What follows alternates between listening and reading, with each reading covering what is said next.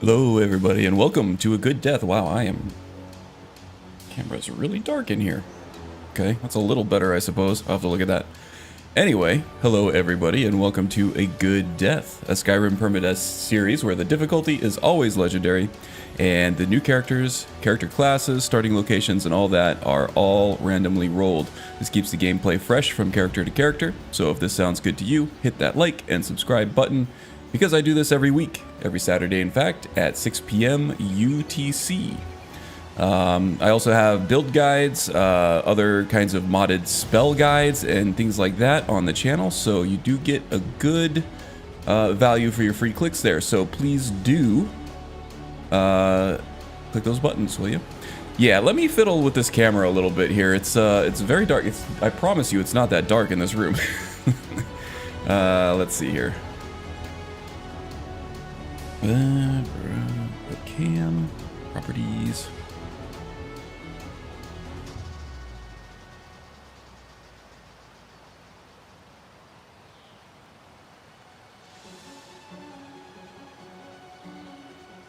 Fiddle with exposure here a little bit. Ah, look at that. That's a little better.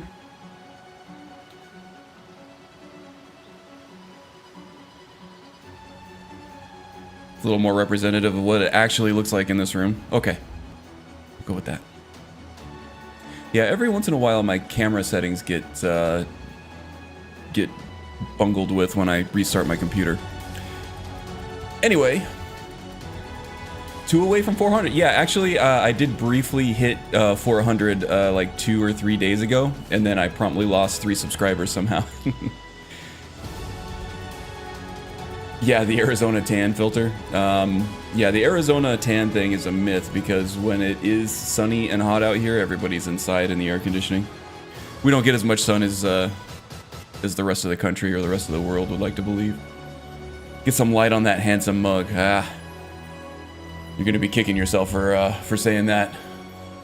Now that I'm fully lighted. All right, who do we have? We have Magus. Thank you, Magus, for joining and lending your moderator services. The Laughing Simon. Are you streaming today, Simon? Those Resident Evil VR videos are just amazing so far. So hilarious. I kind of want to try it now, though. Are you going to be doing Mario Kart next? Yeah, my stomach's turning just thinking about that. And we have Christian Winters. Hey, buddy. Was it you who was asking about the build guides for these different classes that I'm playing in the Let's Play?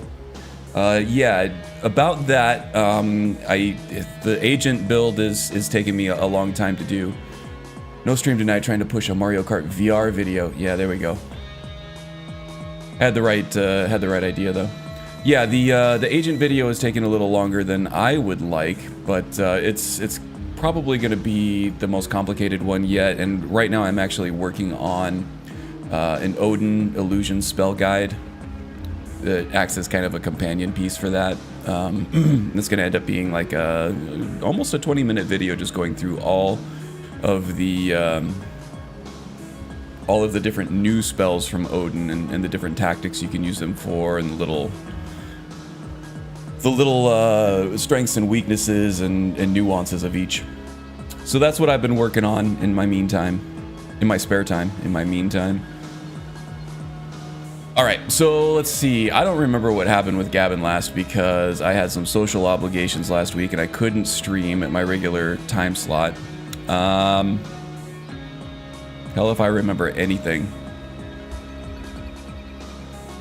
Did we do Labyrinthian? I don't think we did No, I think we progressed the Mages Guild to the point where now we're searching for the Staff of Magnus. And the Synod might know where that is. So yeah, let's just get into it today. So today, we're going to be doing the Skooma quest for Riften for the Jarl here. So I've already kind of played through a lot of that. We're right outside the Riften warehouse here, where I think we're going to be ambushed by some ne'er-do-wells. And then I think that's going to take us up here to Crag's Lane Cavern.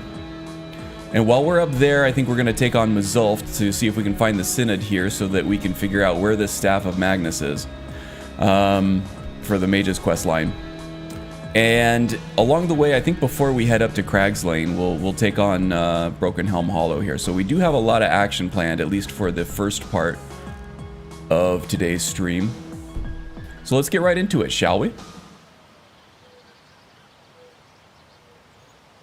You're basically 400 now, so congrats. Yeah, I know. It's like I got all excited when I hit the milestone. I was like, yeah, 400. And then I went and did some work for like 30 minutes, and I went back and refreshed the screen, and it was like 397, and I was like, what? Anyway.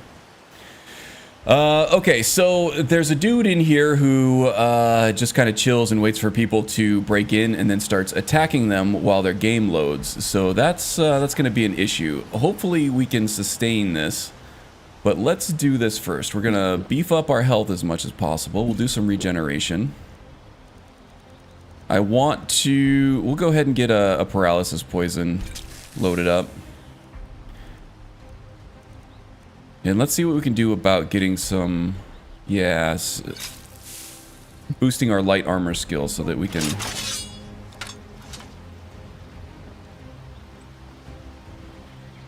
We're not very sneaky, but we'll try this. What was that? Yeah, see, he found us like immediately. Yep, okay. Oh, no.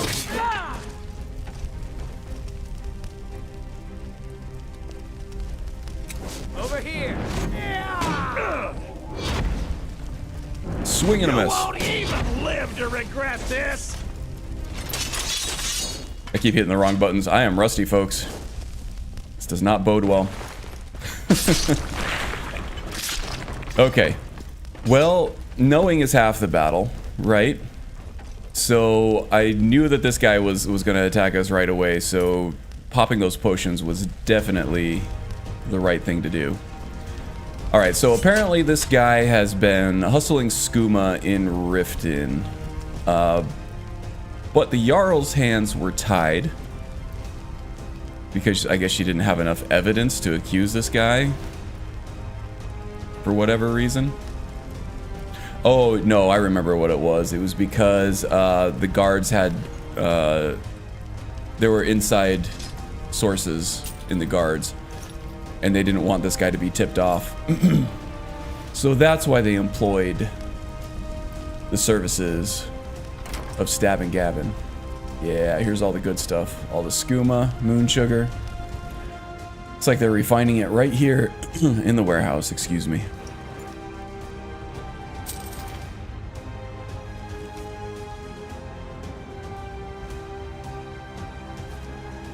Crag's Lane Cavern it is. Hello, Gale. Welcome, welcome. There's always those 3 dicks that need to unsubscribe. Yeah, I don't know if it's just people, if it's because of a lack of content from my side. Just because my output is so slow. That's part of the reason why I do these streams every week. I do enjoy them, and it kind of adds a little bit of a diversity to my channel with a little bit of, you know, roleplay and permadeath and getting the live stream feel. But also it keeps me up to date with content every week while I work on more in-depth videos. But yeah, maybe it's just I'm just not outputting videos fast enough for those individual people, or maybe it's just, you know, those were detected as bot channels or something like that, and they're just being purged by the platform. Could be. Let's see here. Make love like a saber cat, or crush your enemies to dust Because like moon a sugar, giant. yeah. Only a mere 20 gold coins, and all this could be yours. Oh, your emotes are working? I'm not seeing them. But maybe that's just a me problem. The unsubscriptions might be bot purging, to be honest. Happens all the time. That's what I like to tell myself anyway. Yeah. I mean, I like to think that I only get better as a content creator, and then the unsubscriptions don't really have anything to do with my content. But I just don't really know. That's the most rational thing. No, they're just the Monkus one. I don't even know how to pronounce that. That one just shows up as the text for me.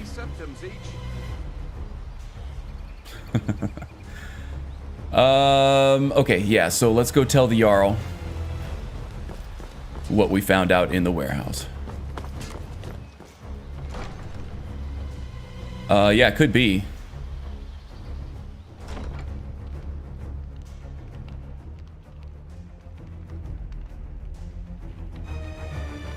Okie dokie.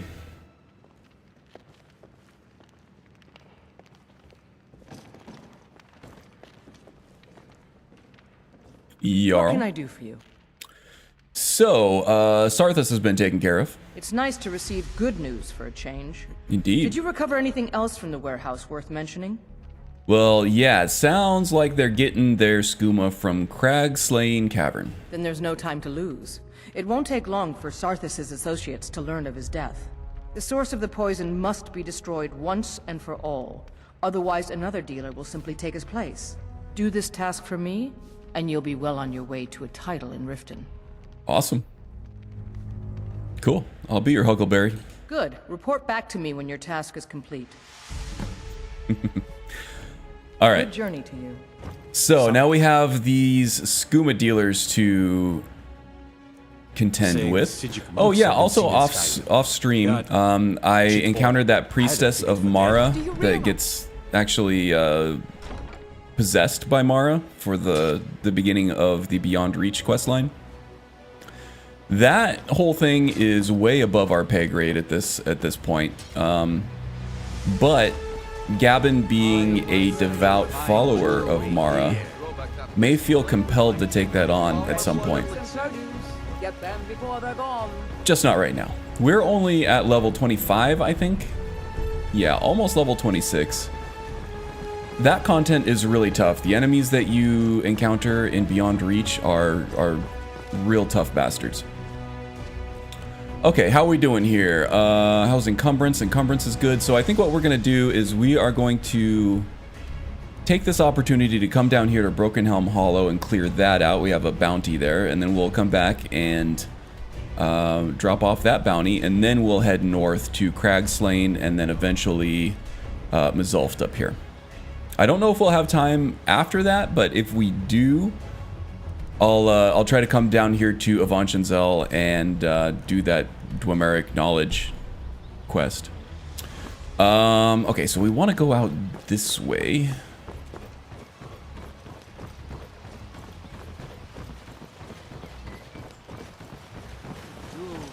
Legendary Argonian craftsmanship. No coffee for you. I've never actually tried Beyond Reach. What's your verdict on it? Okay, so it's not without its issues.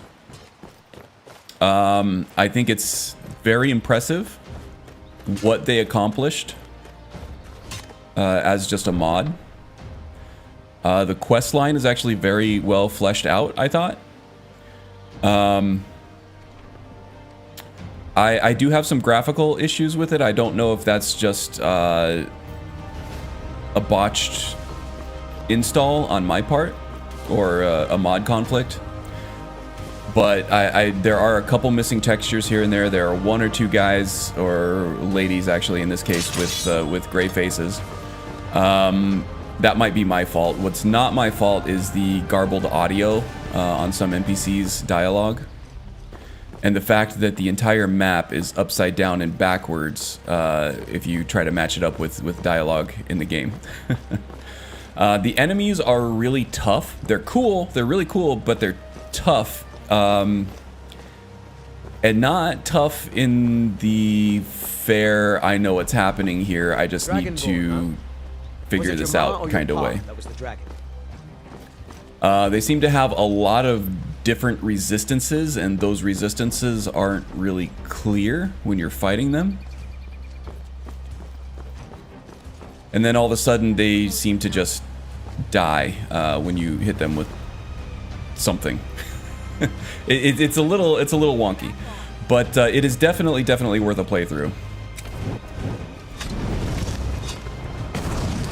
In my opinion. Wow, did I just take that guy out? It's a shame that was necessary. Wow, thank you. Cool armor. Nice fireballs, too. That lady is badass.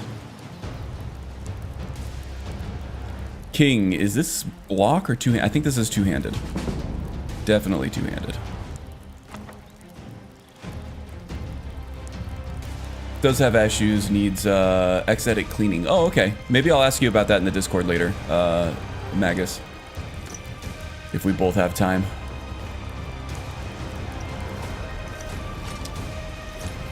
And you don't mind, of course.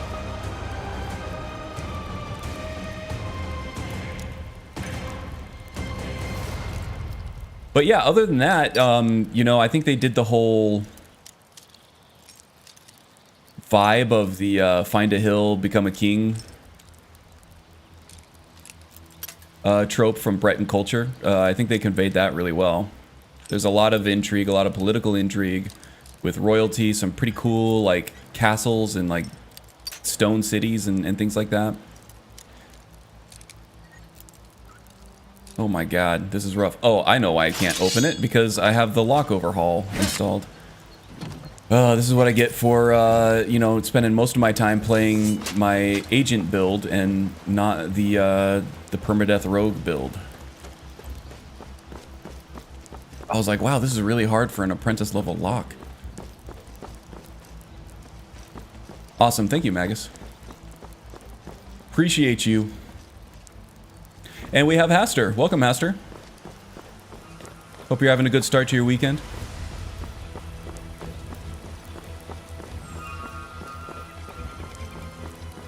I heard some Nirnroot down there, but Nirnroot is not a priority anymore. Okay, Broken Helm Hollow should be up the hill about halfway here, and then to the right. And I think that it's guarded by a couple of archers, if I remember correctly. So we're going to be ready with our Discord spell here. See if we can turn them against each other. Oh yeah. They're already after us, but I can't see through this damn fog. There we go, got them both. Nice.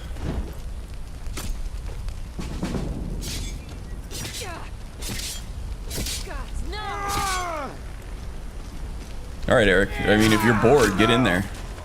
Now you'll pay. This is the part where you fall down and bleed to death. That went pretty well. All things considered. Oh my god, Eric's got a murder boner. Okay. We could have just, you know, sat off to the side and let them take care of each other, but no. Eric wanted to get in the mix, get his daily exercise, I guess.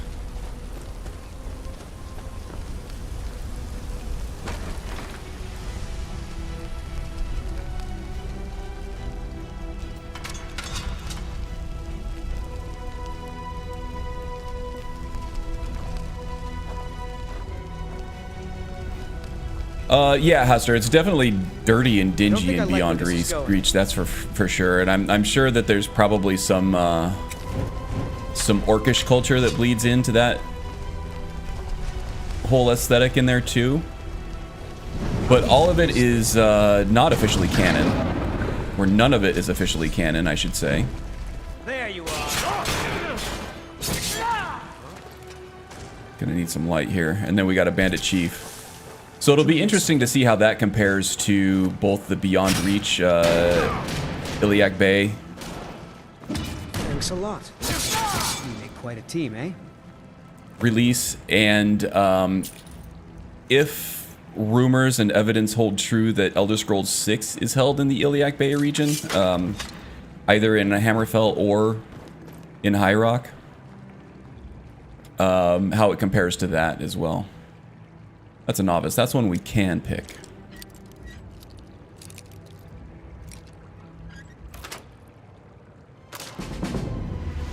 Yeah, Gavin is much better at picking his nose and other orifices than he is picking locks. Yeah, you heard what I said, Gavin. Look at me. Don't shake your head at me. It's true. All right, while we're here, I'm going to go ahead and gather some ingredients because we may not find ourselves back in this area for quite a while. Battle of Synchro, that's another two-handed skill book. Looks like we already had that one.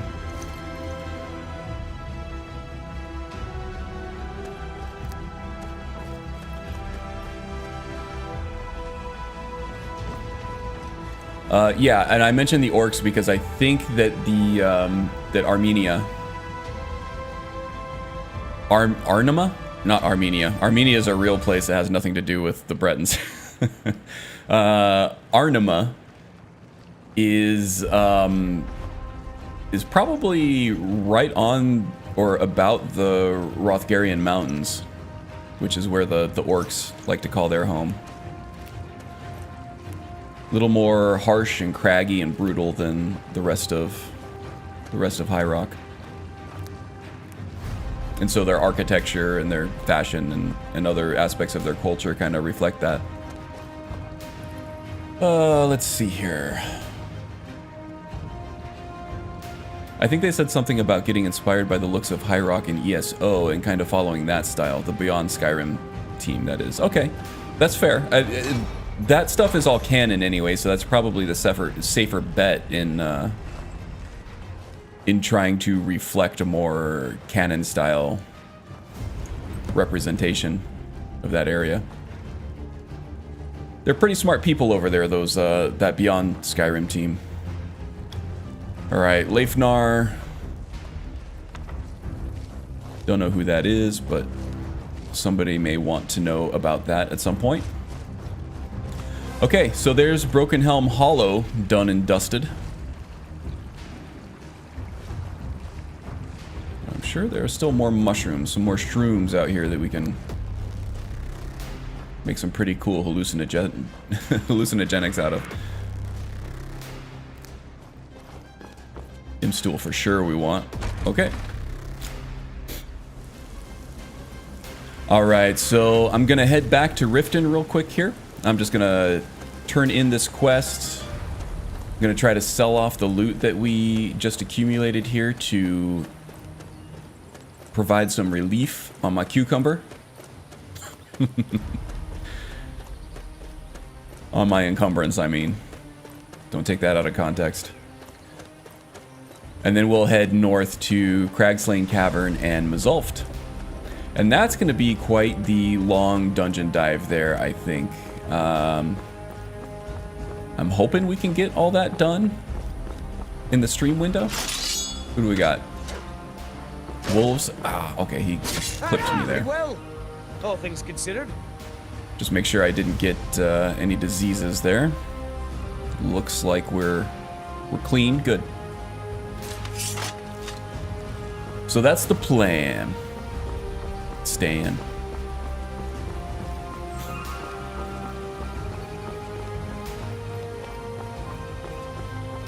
So we got Elden Ring coming out in a couple weeks. What is that, the 24th or the 28th? I think it might... No, I think Horizon Dawn Forbidden West comes out on the 24th, and then Elden Ring comes out on the 28th, if I'm correct, if I'm remembering correctly. Those are two games that I was looking forward to, and I'm not going to be able to play them both because they're very dense content-wise. So I'm going to be focusing on Elden Ring. I'm excited for that. I've allowed the hype to consume me. And the last time I did that was with a game was Cyberpunk, which came out to very mixed reviews and a lot of problems. But I ended up playing that game for 300 hours, and I'll probably still pick it up again at some point. I did like Cyberpunk a lot, regardless of, you know, its problems and things like that. And its reception. But on the plus side, From Software has been very open about giving pre-release codes and access to reviewers. So that's a really good sign that they're confident in the state of this game on release. So it should be a pretty sure thing. The one thing you gotta watch out for with Elden Ring coming out is there is a security exploit, a security hole that can be exploited with remote code execution. It's a really, really hard thing to take advantage of. We've been kind of looking into it at work a little bit in our own product. So it's probably going to be a rare thing that somebody does take advantage of it, but the way that it works, if you leverage it correctly, can give a hacker unlimited access to run any code that they want on your computer. So I would recommend against playing it online, at least until they get that patched out and get a different online backbone installed there. But there should be plenty of great content to play on your own. That means something. Looking to protect yourself or deal some without having to play with or against other people. So that's the one I'm looking forward to next, I think. And the game Sifu looks amazing. Hack the planet. Yeah, Sifu just released this week, I think. It looks awesome. But I am waiting for a boxed copy version to come out. And I think that was one of their stretch goals that they met with their funding.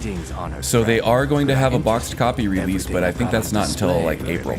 So I'll be waiting for that. I keep forgetting to wear that damn necklace when I start selling stuff off.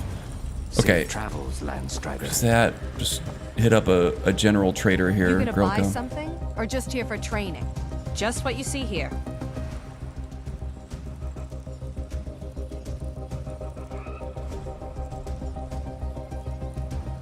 Got all my hearth file crap in here too. I'll give that all to Eric. He can lug that back to Lakeview Manor on his own. Spend more gold. Goodness knows I could use it. Okay, how's the cucumber? 300, that's not bad. All right, back on the road. What time is it? 4:39. It's gonna be pretty late by the time we get done with this. Game time, anyway. So we're gonna have to try to be prepared for dealing with darkness when we come back out of Mazulft, anyway. Okay, so there's probably going to be plentiful wolves and bears to where we're going here.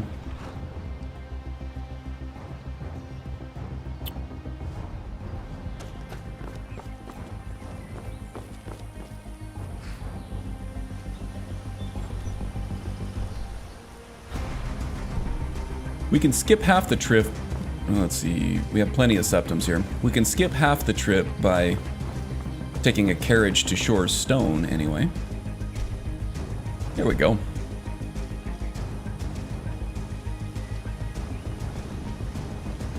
So we don't have to play Cross Country Simulator 2022 on stream. There is still plenty of trouble we can get in on the road over here, though. Let's find that. Can't really use the pillars. Those pillars are for Thunderchild. They give you a buff on specific shouts if you have them completely unlocked. But since Gavin here is not Dragonborn, he's not ever going to be able to shout anyway. He can't read dragon walls, even if he could absorb souls. Already found... Yeah, I think I've already looted that tower. Okay, so let's see. We have a winding path down the mountain here, and then we're going to be going right at the fork. Crags Lane should be a short jaunt off of the path there, sort of at the bend back to the left / north. Okay, we'll take some more Tapanella on the way, though. So yeah, wolves and bears. Let's be ready for them.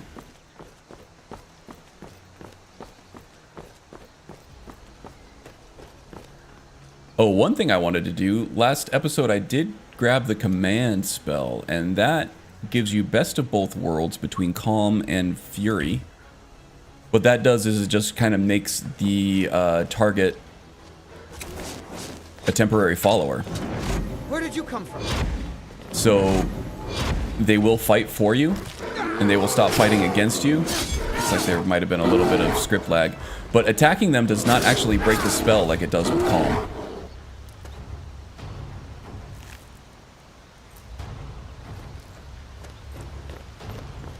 This is probably the most powerful spell effect in Odin Illusion. Yeah, this was added by the Odin spell overhaul from Inai Sion. How are you supposed to pronounce that? He has it on his Reddit, or somebody put it on his Reddit. It's like Inai Sion or Inai Sion or something like that. I've always said it Inai Sion, which sounds the most correct to me, but I'm pretty sure it's not right at all.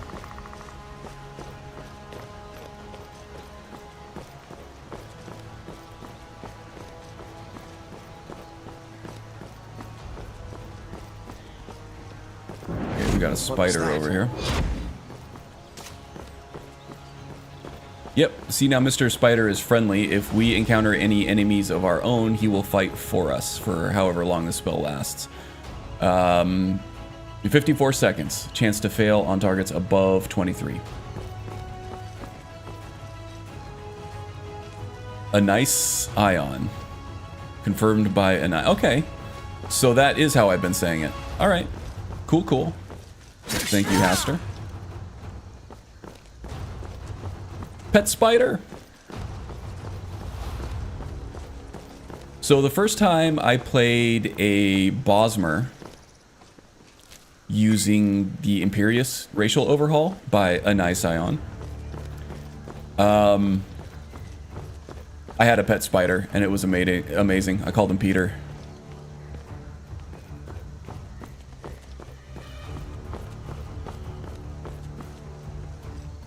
Oh no, the pet spider. Well, the pet spider was going to get angry at us after that 54 seconds expired, so.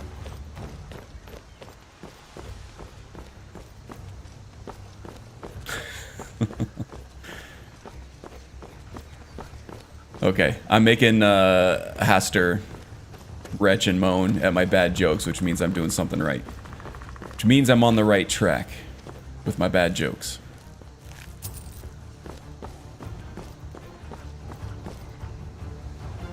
Did we just freeze? I think I just froze.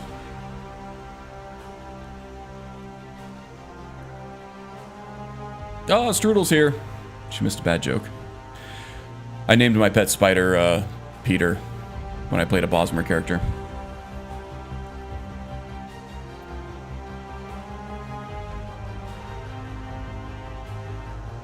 Oh, I lost my mouse too. This is gonna be fun.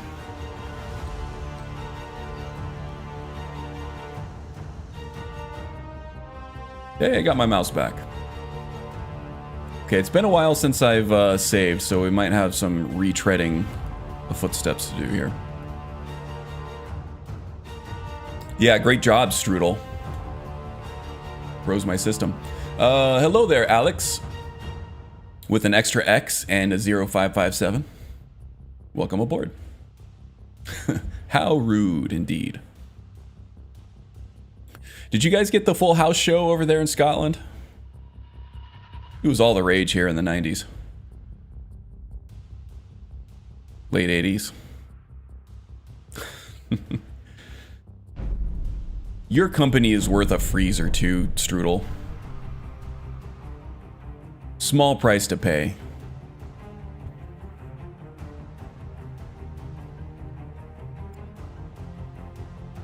Alright, where did we end up? Yikes.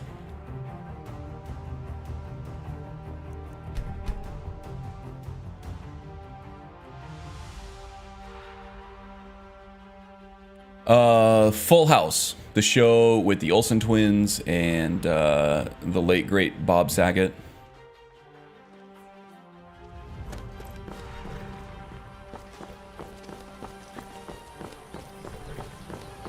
Evidence is pointing to no.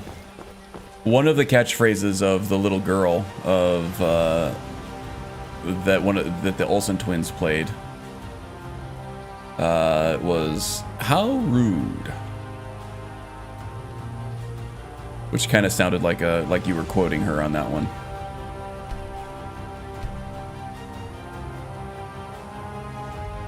I don't think so. I remember there being an Olsen Twins show on TV at some point, though.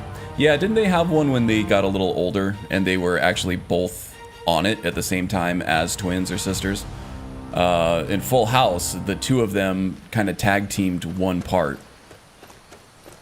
But they were very young, like toddler young.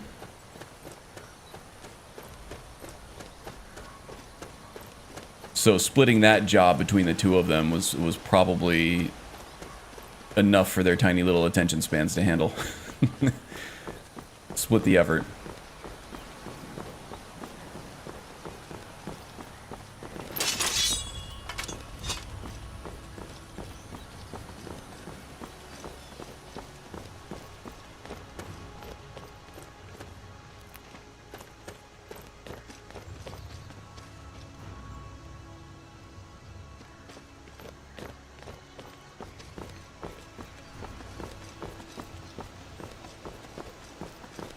Yeah, her two catchphrases were how rude and you got it, dude.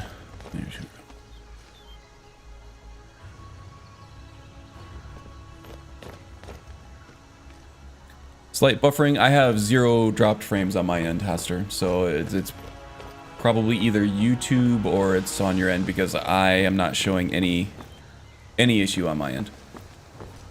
At least through the streaming, they're...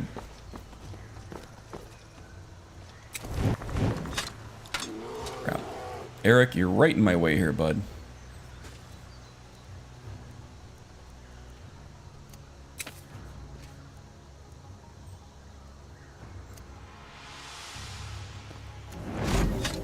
Smooth as butter on my end. Laughing Simon says. Simon says, smooth as butter. Oh, still doesn't like Eric for some reason. That's interesting. Oh, now they're okay.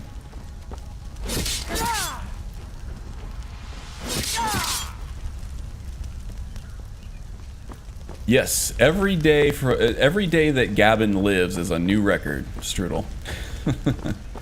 Fingers crossed. I hope we're not jinxing anything. I think the previous record was Bratwurst the Brown Hand, aka Bratwurst Meat Gut. And that was day 6, I think, at level 16. And we are fast approaching level 26 here, which means we also have to be aware of the rogue Breton that will attack us at any point. The closer we get to level 30, I think, level 30 or 32, something like that. He is the wielder of the Grail of Bettany that's added by Imperius for the Breton race. And when I hold the Grail of Bettany, then I get some nice little buffs and resistances, I think. Let me take a look here. I'm just quick saving constantly now because of that last freeze. Grail of Bettany. A treasure hunter in Skyrim carries the mythical Grail of Bettany. A Breton in possession of the Grail regenerates magicka and stamina 50% faster. That is going to be very nice. 50% regeneration at all times is no joke. No joke. Yeah, the other side, the bad side of that is that I have to get ambushed and attacked by a Breton with probably considerable magical ability at some point.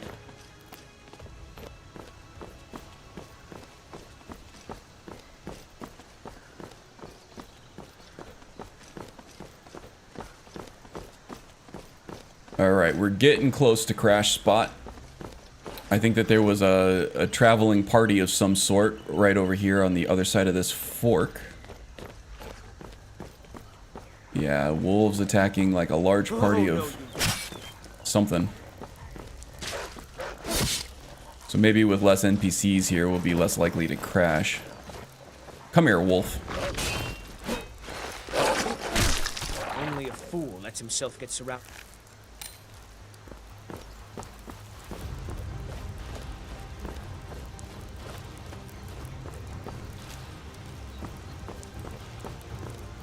That one wolf had a ring.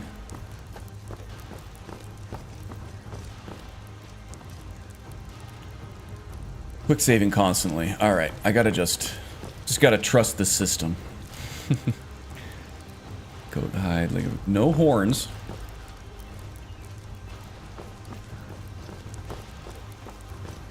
Okay, we got somebody who's very afraid of something over here. These shadows are rough.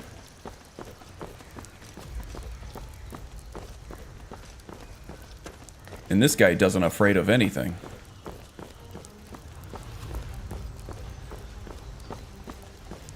Hello, Python High Adder. Hope your weekend's going well, Mr. Python. Or Mr. High Adder. Okay, we got something attacking us here. Oh, spiders. Somebody help. Oh, there he is. I gotcha. No sign of. Oh well. You okay, Eric? You're looking a little green, buddy. Okay, he's good now. He's a tough bastard. His armor protected him for a lot of it. Okay, so we're gonna head up here. And then I think Crag's Lane is... we just gotta keep following this path here. It'll be up here. I think it'll be fairly obvious when we run into it. I don't remember it being like really far off the path. Try to do this without my compass here. Fine, thank you. Good, good.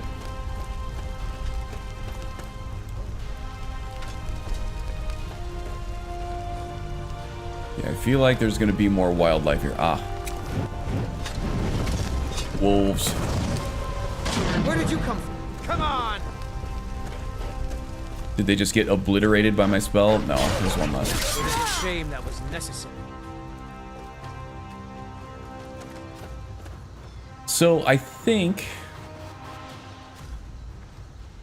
after my agent build, after I get that guide out and into the public's hands, I'm gonna look at converting over to Nemesis as opposed to FNIS, and you know, join the current generation of modders with a new animation engine.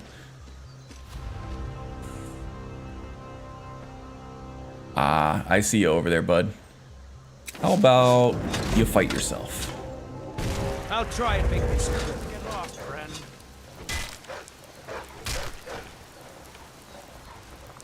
You're facing the wrong way, doppelganger. Oh, already killed him. Good. I don't know what that little dance was he was doing. Say it isn't so. She's gonna be the last. Well, there are certain.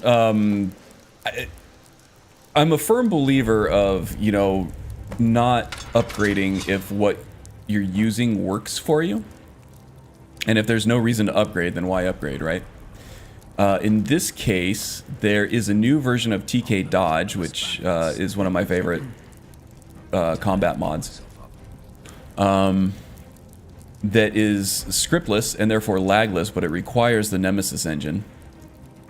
Also, things like, so with animated armory, we have like these really cool rapier animations, but if I switch to first person, it's just the vanilla animations again.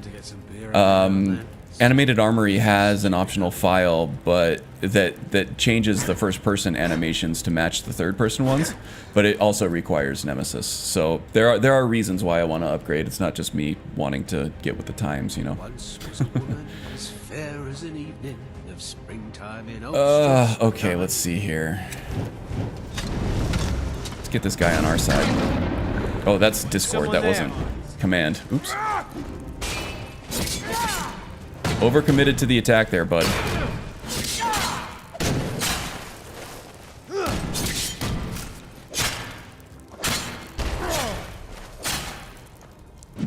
Eric, will you kill this guy, please? Wow, he was a tough cookie.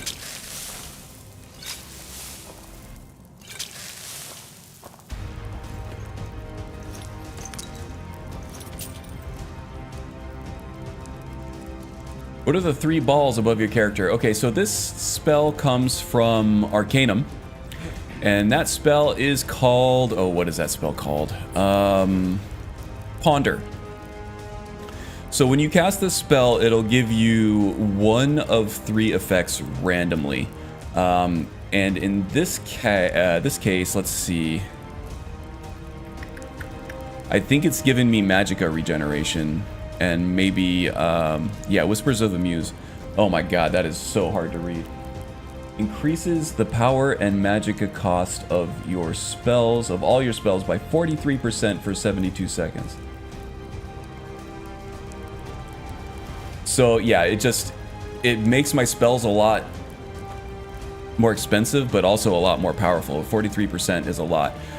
It also does things like, it'll give you, increased attack power with like melee attacks or bows and arrows, increased walk speed and things like stamina regeneration and stuff like that. I have that hooked up to Okado's Recital, so it gets auto cast every time I enter combat.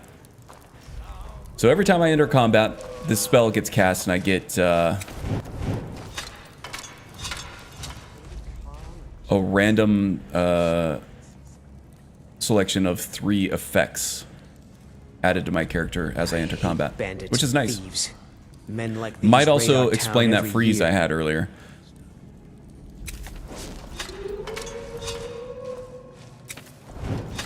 Okay, I'm gonna hit him with Discord first, and then I'm gonna move over to Command to get some more allies as they all join in the kerfuffle. Looks like we got ourselves a... They're all just dying. And I'm out of Magicka. Thanks a lot. Alright, we're gonna have this butcher guy coming out from his little hidey hole back there at some point too. So we're gonna have to keep that in mind. You've dug your own grave. Barkeep is a tough bastard there too.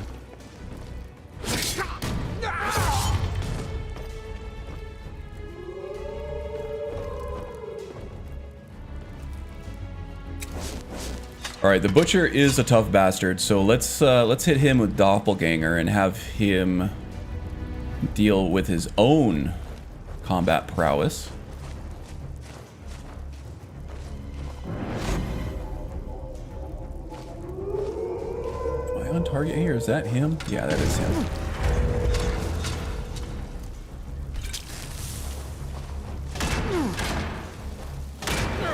Okay, now he's busy. Let's hit him with our paralysis poison. That went pretty well, all things considered. It did, Eric. It did go well.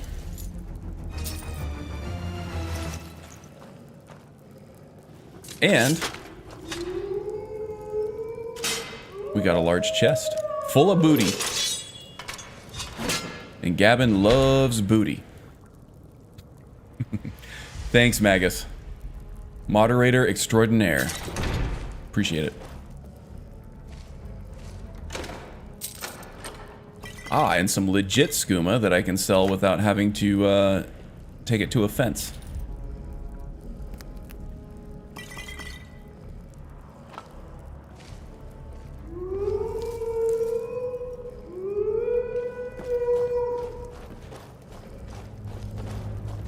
Wolves pose no threat.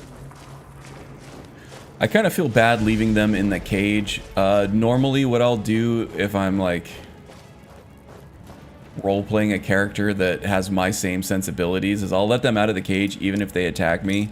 I feel like me killing them in a fight is better than being sentenced to starving to death in a dark cave in a cage. But when you are role-playing a character that is much different than your own sensibilities, you kind of got to work a little harder to do things or not do things that you normally would or wouldn't do. And in this case, I think Gavin would be much more likely to not be concerned at all and go about his merry way. As a bit of a self-absorbed rogue,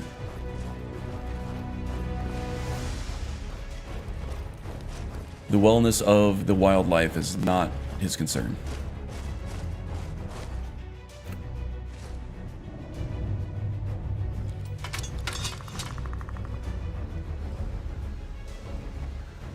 Oh, the bot, yeah, the bots are all over the place on YouTube these days. I haven't seen them as much on Twitch. I don't know if whatever they're doing is working or I just haven't been paying as much attention, but they seem to be much more prevalent on YouTube these days. But yeah, they just post like these random little links trying to get you to click. And the moderators here help out by deleting them before anybody can click on their little schemes, you know. Resolved. I wonder if I can get them resolved from this way. Probably. Just have to watch out for saber cats. There are a few saber cats in this neck of the woods.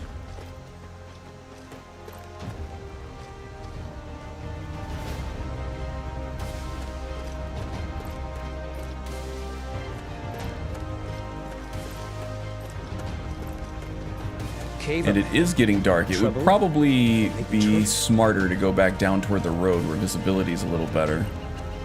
Stony Creek Cave, we're not doing anything with that. We're on a mission. Gavin's not going to take his time and effort and put his life on the line to explore a cave unless he's being paid up front to do so, or at least being told that he'll be paid as a job. He's got to have a very good reason to put his life on the line. We'll say that, which jibes really well with the whole permadeath setup we got going on here. Oh, did I miss a screenshot moment? I was too busy looking for the saber cat betwixt the trees to actually be able to gather any of the beauty. Ah, here we go. So we have the Dwemer storehouse right here, which I'll hit on the way out. I don't want to encumber myself right before heading into the main dish here.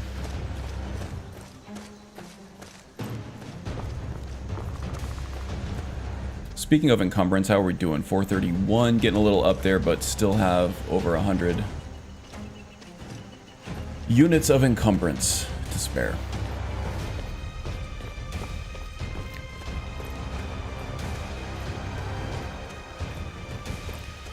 That's a dwarven city. I hear they built armor that walks like people. Armor that walks like people.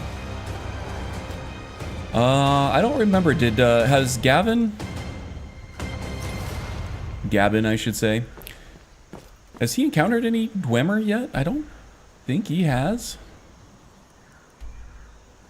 Or any automata, I should say.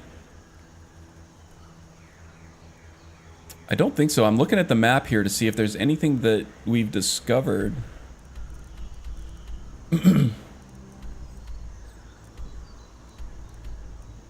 No, I don't think so. So he has not been exposed to the Dwemer automata yet. Armor that walks like people, huh?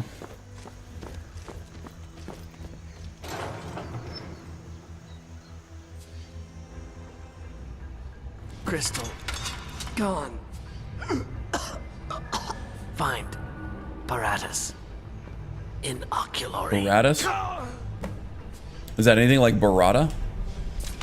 Like cheese? Goes really well on some toast with some honey. I like burrata.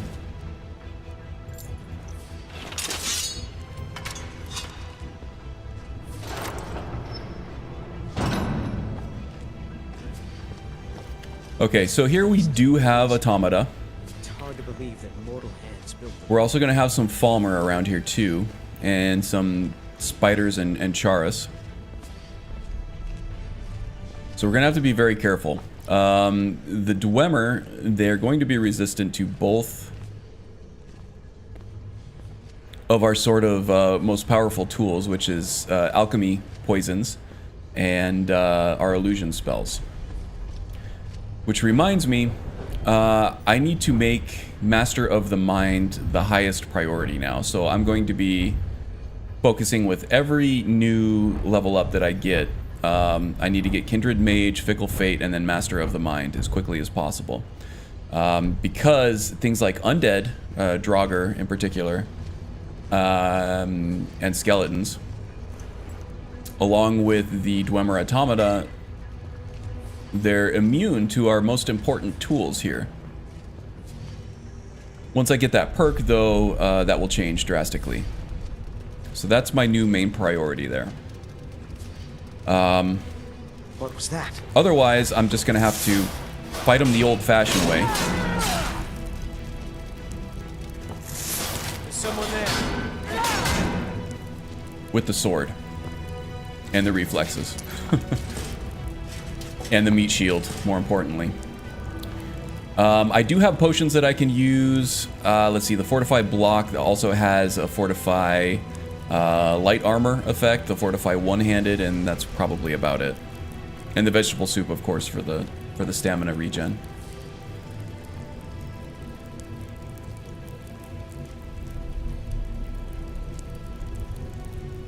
Yes, I have been to the college, Haster. He wasn't too interested. Actually, I unlocked the college quest line almost immediately, maybe even on the first episode, because I was trying to unlock trainers to get my main skills trained up, illusion in particular there. So that was one of the first orders of business for me, was getting to the college and unlocking the trainers and getting that quest line going. After that, Gavin wasn't too interested in the whole quest line thing and the whole Sarthal excavation. He thought it sounded like nerdy and boring. But as he started to explore more Nordic ruins and finding treasure there, he found that you know, there is some wealth to be had in these excavations, especially with a team of mages at your side. They were probably able to find magical artifacts that could make him a fortune. So that's what's with the renewed focus on the mage questline with our rogue here. Okay, who's coming after us? Just the spider? Bring it then, bud. Over here. Yeah, buddy. I timed that TK dodge just right with the explosion. The iframes of the dodge timed up just right with that explosion. I knew it was coming. Those crappy little spiders with their electricity, they always explode.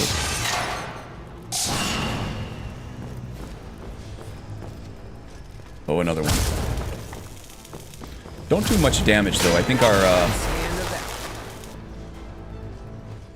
all the resistances that we've worked to gain are really coming in handy now.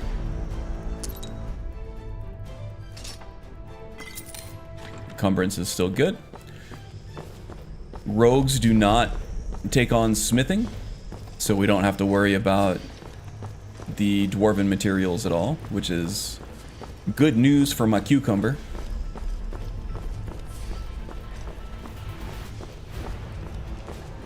No better way to become over-encumbered than by trying to lug around 17 decorative Dwemer struts.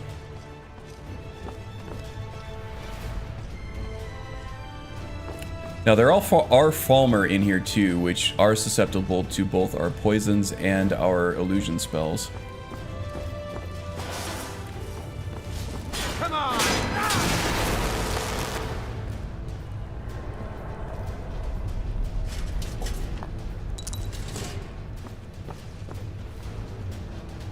Epic.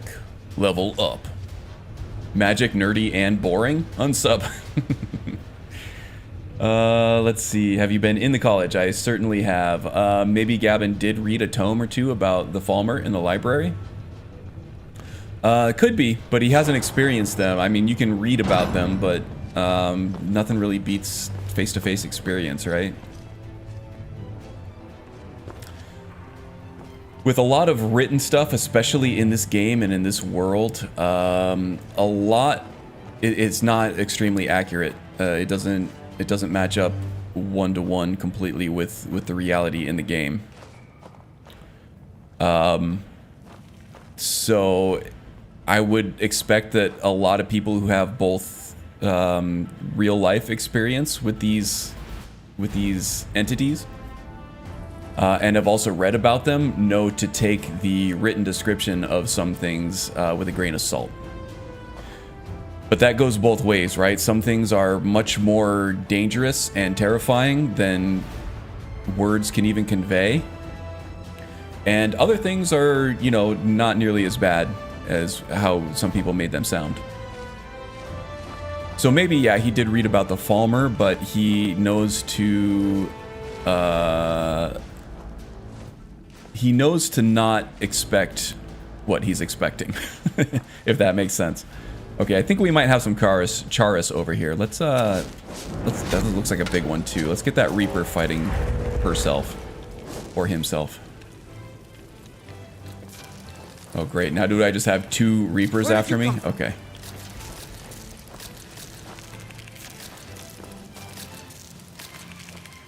Get in there if you want, Eric.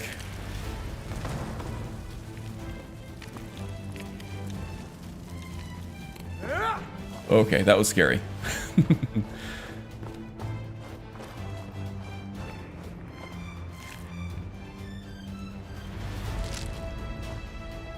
Ooh, wheat is good.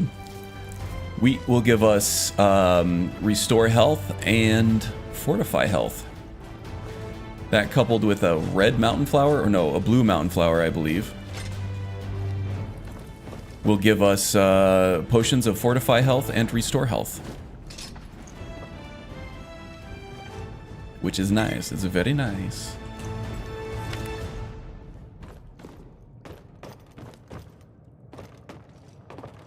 The fallen Myr living in the depths.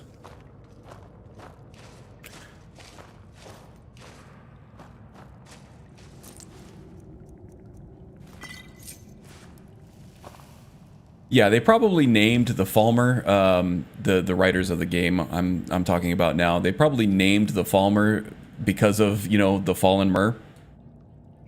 But in canon, in lore, the Falmer were the snow elves, right? Before they had fallen.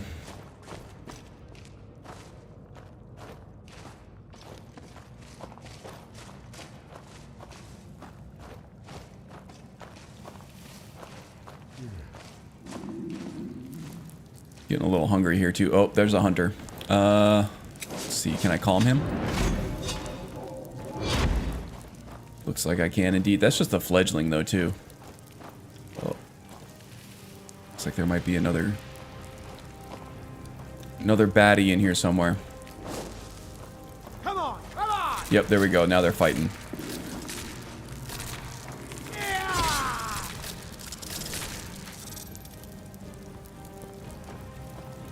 Thanks, friend.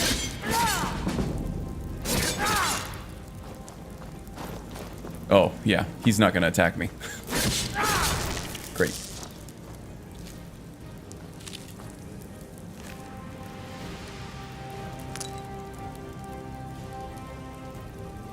Yeah, okay. So the word fall means snow frost in the tongue of old Aldmeris. Good to know.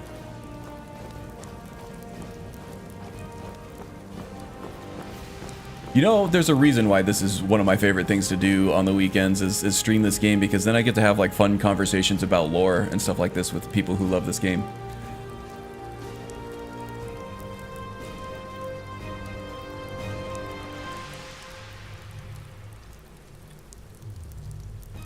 And I just realized why I said snow frost, cool, facepalm.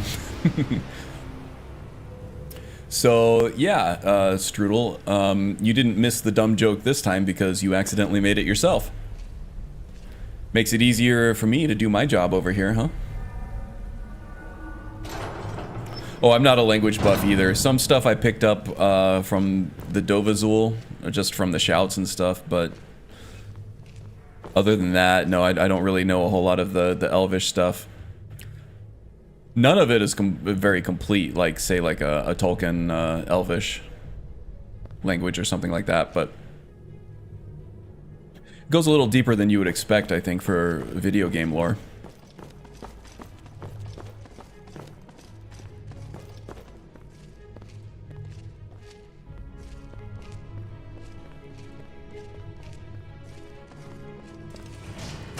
Oh, we got a sphere.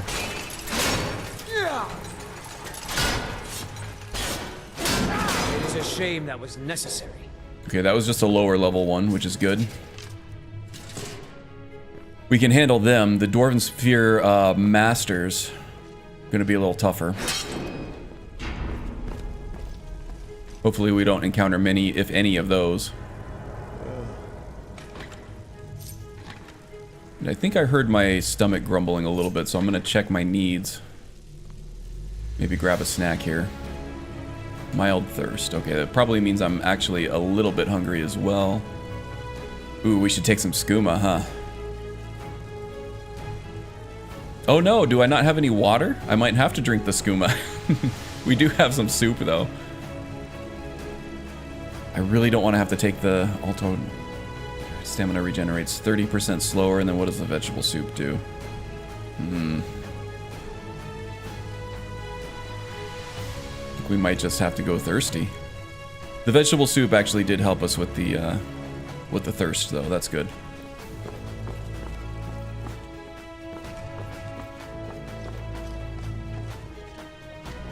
But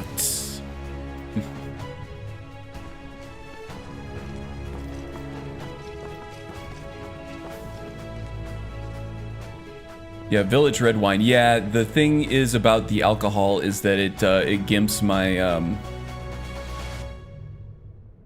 my stamina regeneration, which is really important.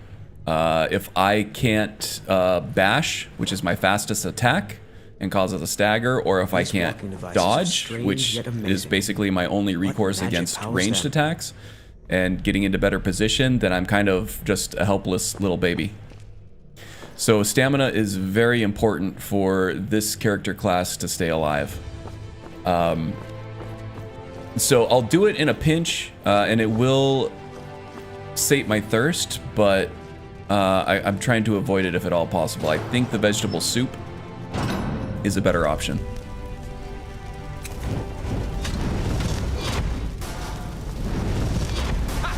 Found you. You can't win this.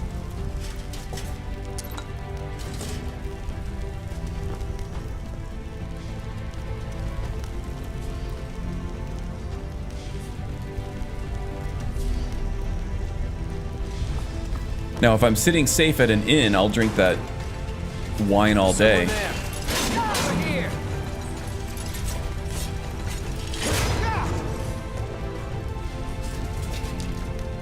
Gavin is definitely not opposed to the alcoholic beverage.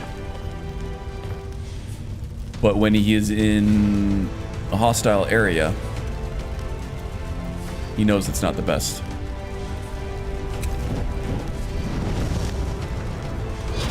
There you are. Absolutely whiffed that one. Okay. So the stuff I'm shooting at these automata now is the spectral missiles from Forgotten Magic redone. That's another magic mod on the Nexus. This one does actual elemental damage per missile.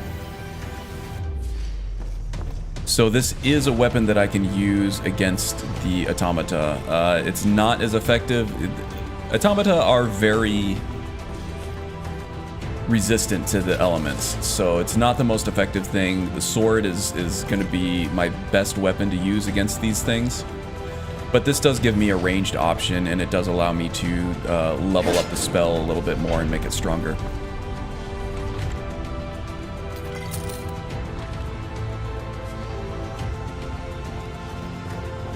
Yep, the soup does do a little bit of hunger and a little bit of thirst with I need, so that is definitely a great option. The thing is, I don't have a ton of it, and I like it for its stamina regeneration as well, so I'm trying not to just use it up willy-nilly out of combat, you know?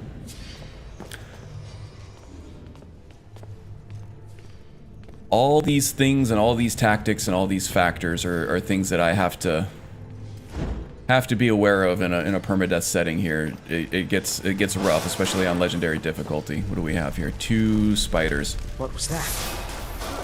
Help me out here, Eric. Meat shield, activate. And I think we have a sphere on its way over to us right now. Is he gonna get bopped into the pit? No, he stayed up. Come on!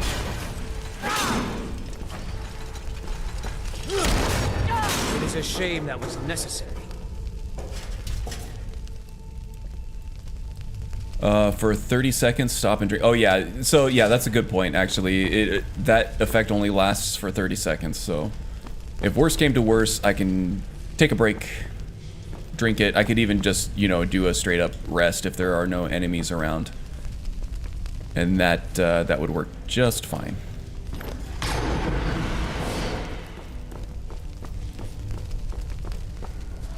Good point there, Python.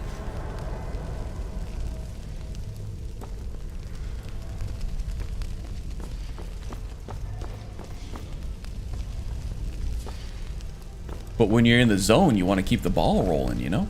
Still haven't encountered any of the Falmer yet, and I feel like those guys are going to be just around the corner here. Oh, yep, speak of the devil, we've got some dead ones here. Some deadens. Oh man, I gotta get back into The Witcher 3. My pile of shame is so ridiculous. My backlog is so big. I feel like it's hard to even make a dent in it. I played about 18 hours of The Witcher 3 mid to late last year. It just didn't grab me. It takes a lot for a new game to grab me. Usually what happens is I'll start playing a game and then I'll want to go back to something familiar. Because I'll get the hankering to play Skyrim or Fallout or whatever else. But then I'll start thinking about that game that I started and didn't finish. I was like, damn, that game was fun. I need to go back to it. And then when I'm in the mood to go back and play it, that's when it grabs me. Karn's big log. Yeah. What I need to do is just stop worrying about the backlog and just drop my big log.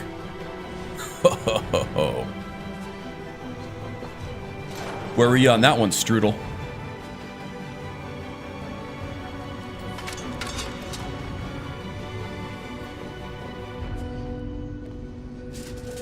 Okay, seeing a lot of dead automata here and some dead Falmer, which probably means we're going to start transitioning into less density of the automata and more of the actual Falmer. Let's see, checking encumbrance, that's good. And just about to groan loudly. I can hear it all the way across state lines. I can hear it through the internet. Don't even need a microphone. I almost said microwave.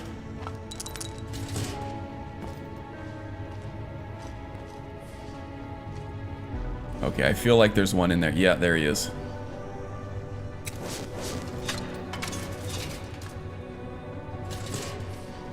I was gonna say I can hear the eyes rolling. Indeed, indeed.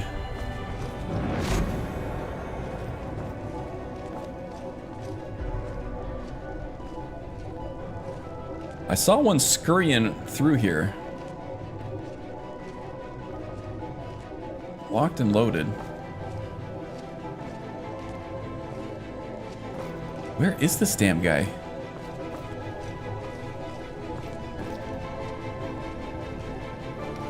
Okay, well that's really interesting. I saw a shadowy Falmer figure scurrying through this hallway here. He just freaking disappeared. No, the Falmer do not. As far as I've seen.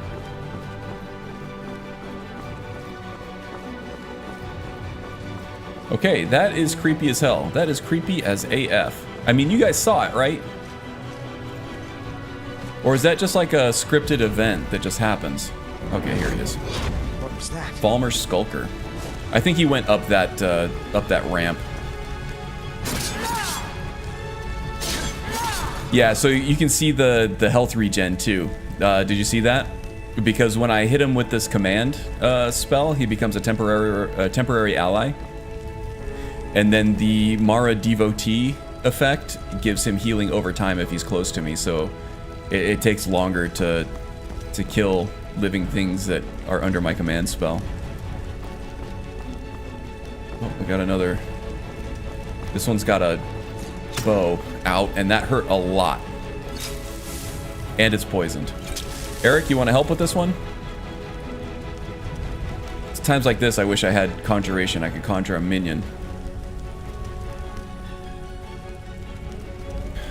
Okay, how am I doing on health potions? Not bad.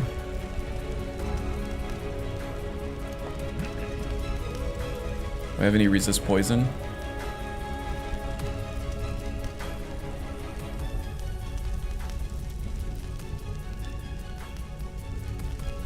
Cure poison.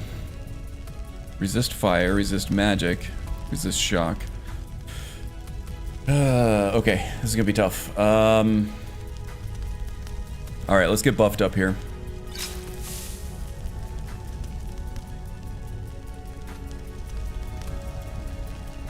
We'll do our light armor, we'll do our one-handed. We got health fortification as part of that. Do we have any regen? Maybe I can hit him with a doppelganger spell. That's a hit scan. It's an instant hit.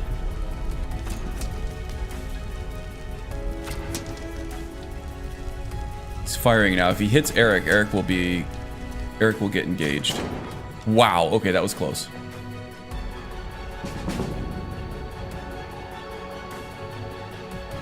Go after Eric. Eric, what are you doing, man? Need your help here. There is one of those little boogeymen right behind you. Look at him. Oh, Eric. Not the smartest tool in the shed, or the sharpest tool in the shed.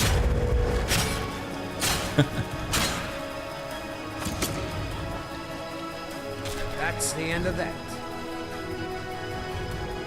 Wait for the doppelganger to disappear. There we go. Eric, you're killing me, man. Gotta set him to aggressive. I don't know if I want to do that, though. Unforeseen consequences. Of course. Okay, Eric, why don't you carry my burdens here a little bit?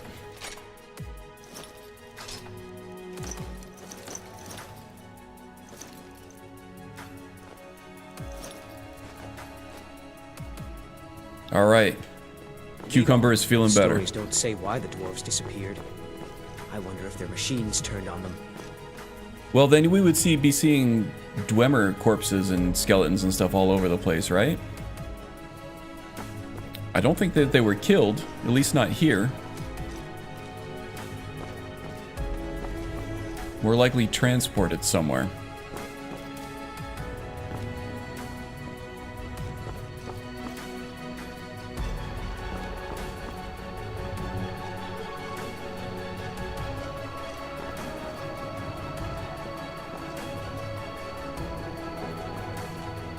Man, that one shot from that Falmer bow really hurt. Oh, there's another dude.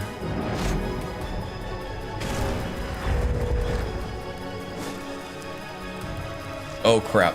Alright, we need some magic. Resist shock, resist magic, resist fire.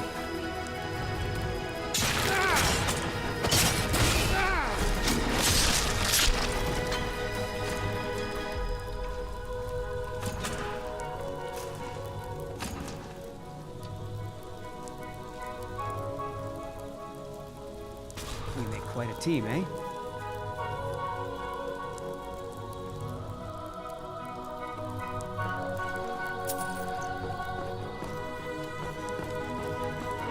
Magus, setting him to aggressive is probably a really good call. I just don't have any experience with that, and I would rather not use untested tactics on a level long permadeath run here. So I will probably play with that like off stream a little bit and get a little more comfortable with it. For the moment, with TK dodge, I should be able to finagle my way around. Just with the sped up arrows and bolts and stuff, it's really hard to dodge those on reaction. I am using nethers, yeah. It can be done. Yeah, that's what I figured.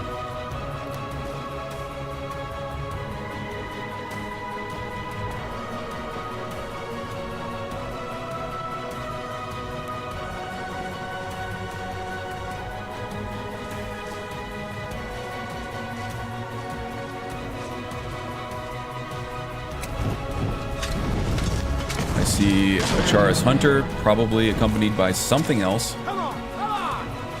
Oh, alright, got me with the the poison there. Eric, turn around. Fight the Charis. Put the torch down.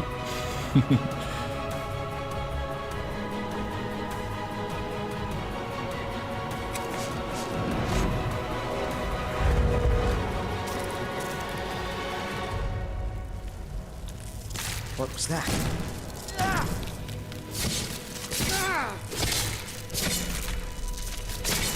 It is a shame that was necessary. Go away, Reaper. Okay, there we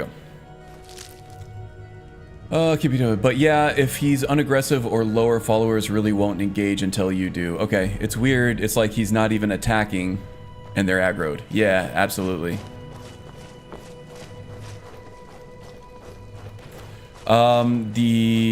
The thing that I'm worried about though with these doppelgangers and stuff that I'm casting, I don't want him to become aggressive toward them before the scripts have a chance to catch up with the different faction friendliness levels. I can't think of the appropriate word for it. And I don't want to then have to be fighting the doppelgangers. Did I hit him or did I miss? I think I missed.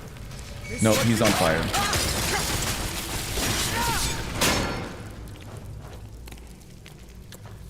And a Charis. You hear something?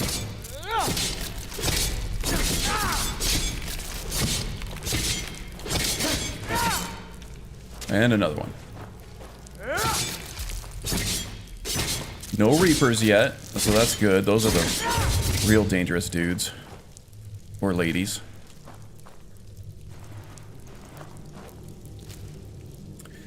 Meat shield powers activate. Indeed. Just a thought. If I'm going to smash a lock with a weapon, none of the locks except a few unassailable. So why lock difficulty matters? True. I think it's just... it's sacrificing immersion for balance. Which every game has to do, even the most immersive games. Have to make a game that's fun to play and satisfying to succeed in.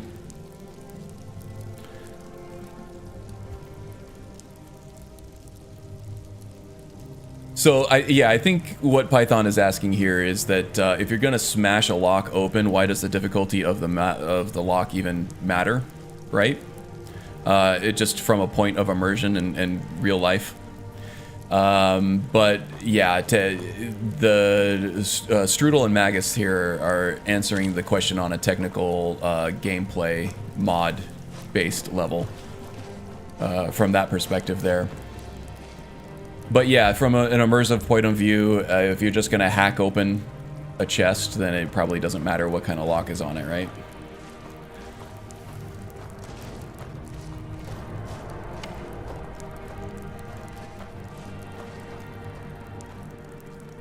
But from my money, from my perspective, I don't want something that's completely immersive, which is why I don't run Frostfall. It just becomes more of a pain in the butt,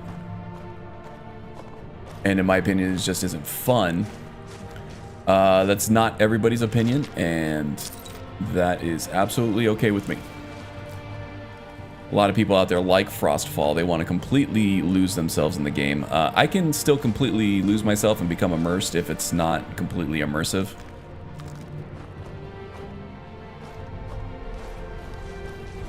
Just by completely focusing on what I'm doing in the game. That's all the immersion I need.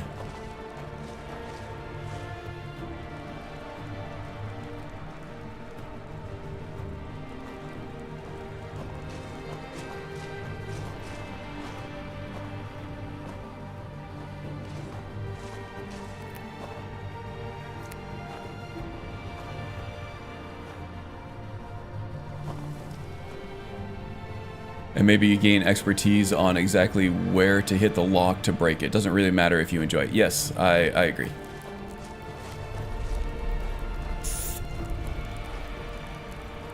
That's what makes this game so great, right? Actually, in the MCM for this lock overhaul, you can make it so that the difficulty of the lock doesn't matter for smashing open. You can smash open anything. Thanks a lot. If you have, you can even set it to weapon. Like you have to have a certain type of weapon in order to smash it open. You can't do it with a sword or whatever. So that's kind of that kind of sums up the beauty of modded Skyrim is you get to tailor your experience to exactly what you want. All things considered. And it's not going to be everybody else's bowl of ice cream, but that doesn't really matter if you want to eat it up with a spoon, you know?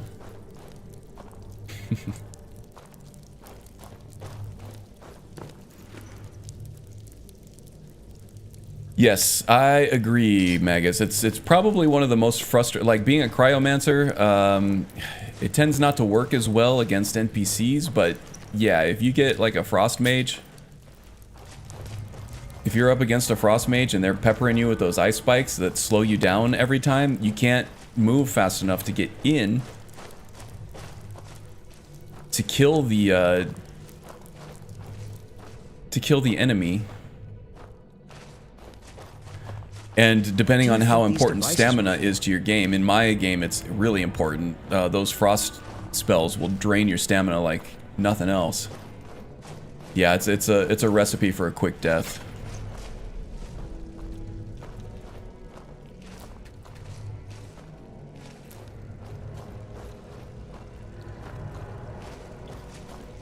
And a big part of why frost magic is less effective for the player character, especially at higher levels, is that so many enemies are just resistant to it in Skyrim. Draugr, I think, are resistant to it. Vampires are definitely resistant to it. And any Nord character in the game is resistant to it, along with any Breton character. And frost dragons. So it doesn't really make for the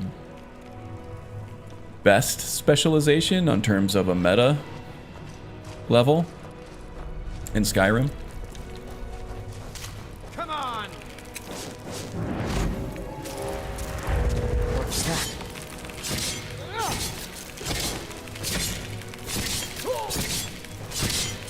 Eric, are you fighting the doppelganger, you turd?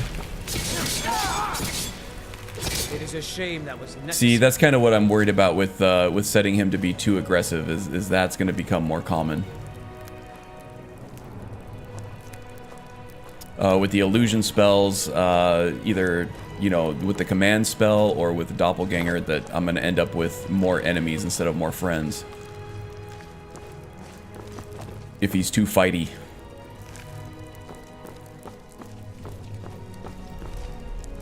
But, I mean, that is exactly what happened right there, and I dealt with it. I don't know if it's going to be any better or worse if I set him to be more aggressive. Well, it probably won't be any better. But if it's not any worse, then it's completely well worth doing, right? And bears, all snow creatures and giants. Yes, yep.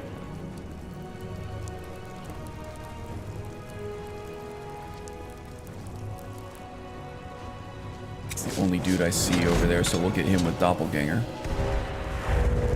And I totally missed because he disappeared into the darkness. Here we go. Got him after the third shot. Third time's a charm.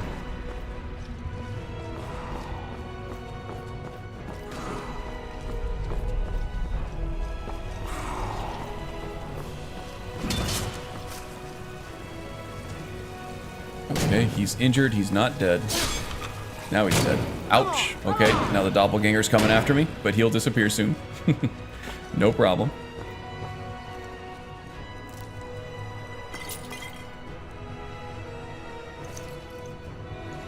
Cucumber's still looking good. Ice was best in... you know, I never played Morrowind. You would think by looking at the gray on my beard that that's a game that I would have played. I started Elder Scrolls with Oblivion. And then went out to Fallout 3, and then New Vegas, and then Skyrim, and then Fallout 4, and I am very much looking forward to Starfield. I played about an hour of Fallout 76 before I realized it felt too much like an online game for my liking. And moved on. Expert, can't get through there. I think there's an enemy on the other side that's triggering some things, but that's okay. And I'm afraid, well, okay, so I went back to New Vegas after playing Skyrim, and it was a bad experience from a gameplay perspective, which tends, oh, excuse me, which tends to be the most important thing for me.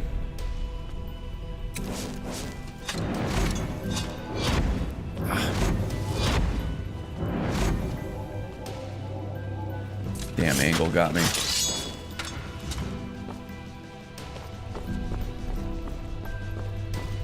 Oh, there are two of them. Over here.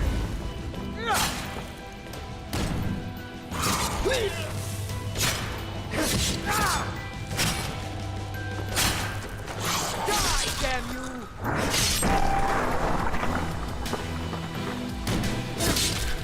Quite a team, eh?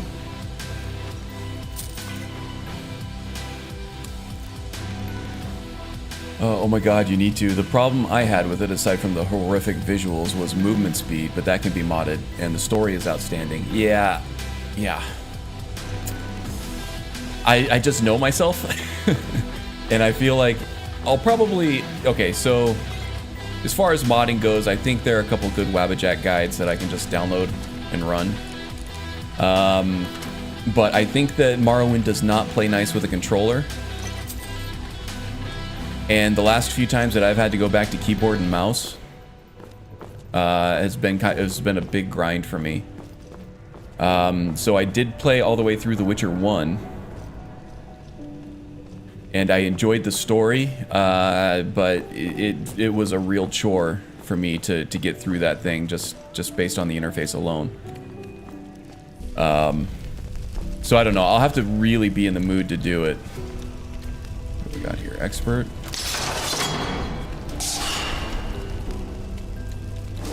I think I got a Charis, and oh yeah, it's a big one.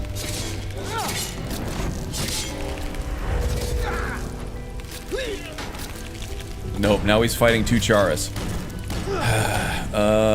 This is not good.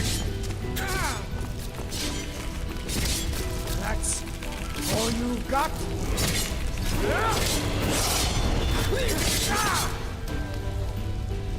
Eric, you are a badass, my friend. But it looks like I do have a perk point to spend on Doppelganger now, which is awesome.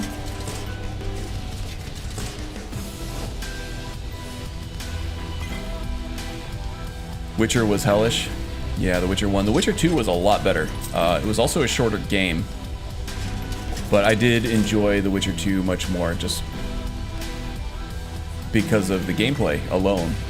For me, how you interface with the game is a really big deal. For racing games, I have, you know, a racing wheel with a clutch and a stick shift and everything. And then for fighting games, I have a joystick, a fight stick, an arcade fight stick. And then for Skyrim, a lot of people swear by the keyboard and mouse, but the game was designed to be played with a controller. Just taking clues from the interface and everything. To me, it just feels a lot better. I'm a controller guy. I was a console player for most of my life. I'm just happier when I have a controller in my hand and interface with the game that way. The other part of interfacing with the game is the gameplay itself. To a lot of people, that doesn't matter. They're in it more for the story and the characters and the narrative and the different worlds that you can explore, the exploration and stuff. For me, the interface is huge. It might be the most important thing. So a lot of times playing those older games that don't allow me to use a controller and their gameplay is really rough. Tends to be kind of a hard experience for me to get through. Now that being said, it's probably something that I can fix with mods, as with the graphics and the movement speed and all that.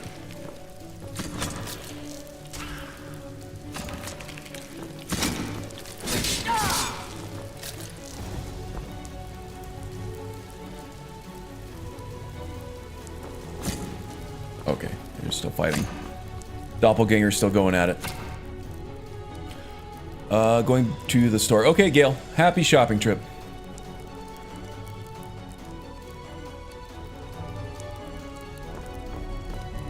Alright, is this guy still alive out here somewhere? Looks like all my spell effects are still active. I don't see him out here anywhere.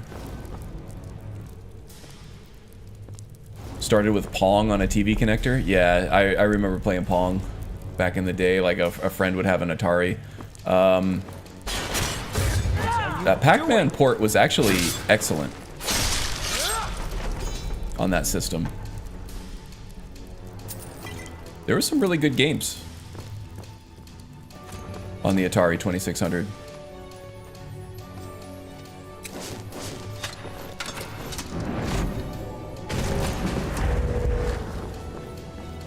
Oh, no, you don't.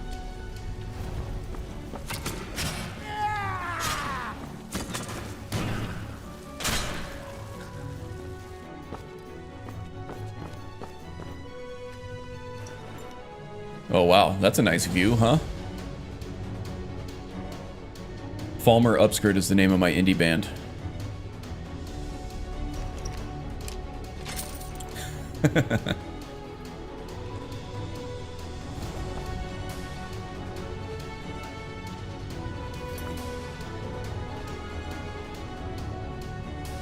Let's see. I have the Fallout games, but I do not like that world. I've never touched a controller, so I wouldn't know.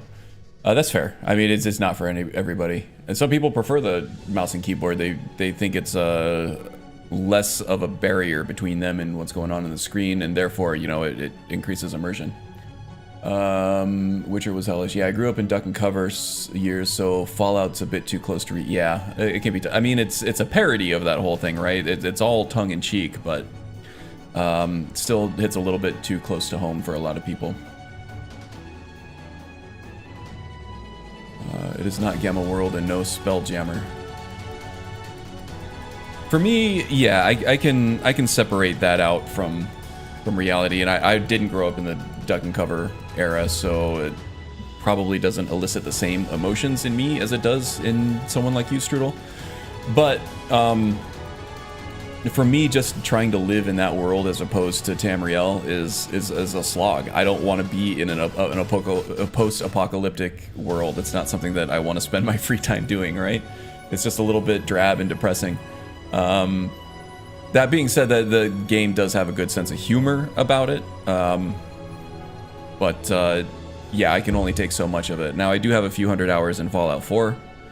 And I do enjoy using mods on that game. There's some really cool additions and stuff to it, and I think the game plays really well. It's really fun to play. But given the choice, I would rather spend my time in the fantasy world of, you know, Elder Scrolls than the post-apocalyptic world of Fallout. Just more enjoyable, right? It's prettier, nicer. Really missed all the console years. We started out when the salespeople at the store would say computer games. Yeah, it was pretty much just a glorified word processor at that point.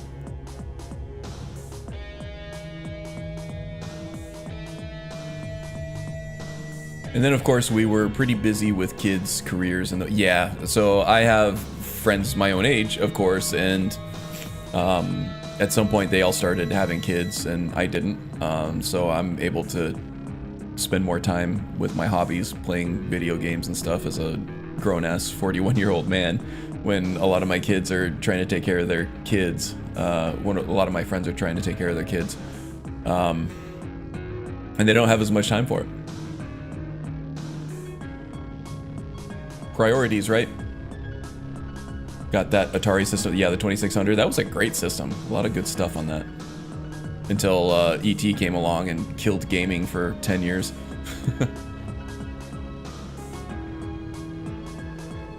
Computer started with NetHack 2.0. Was that a text-based game? NetHack? Like Zork?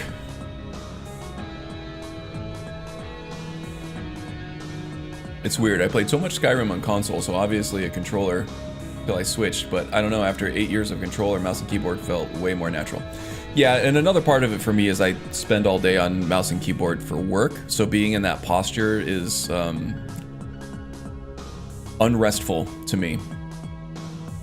It feels like I don't know. Being in that posture with my hands in that position and my back and everything, it feels like I'm working.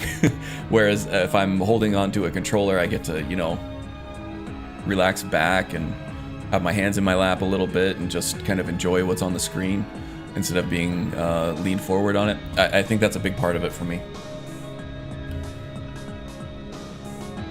The Atari was the first and only console we've ever had. I did both, 55 with 6 kids and an ex and current wife going on 26. Yeah, I guess the idea is once the kids get to a certain age, then you get to play the games with them, right? And the consoles offer something that PC gaming does not, in that you hook it up to the TV, you all get to... Oh, I have my damn spell out. You all get to sit on the couch together.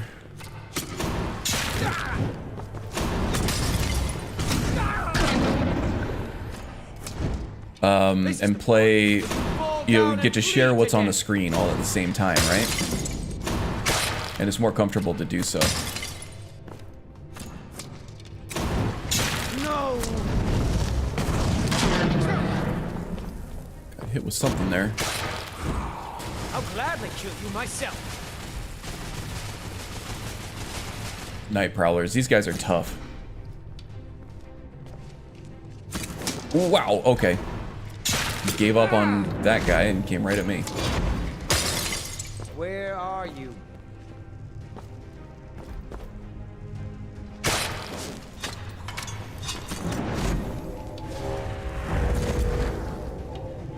Let go of the ward. Drop it. Drop it. As long as she's holding up her ward like that, she's not casting any offensive spells at me, so... As soon as she drops it, I'm gonna hit her with the doppelganger. Over here. Wow, she's got a lot of magicka. Fall down and bleed to death. Well then, go bleed her to death. You don't know how to use stairs, Eric? This is the end. Now for go you. get her. She's not on the stairs anymore.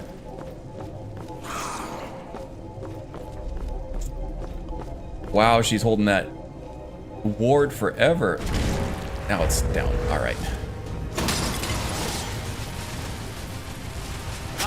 Ow, Eric, what the hell?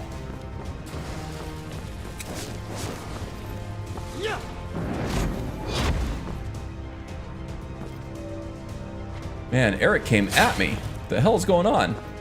He's got a murder boner. Eric. Watch it.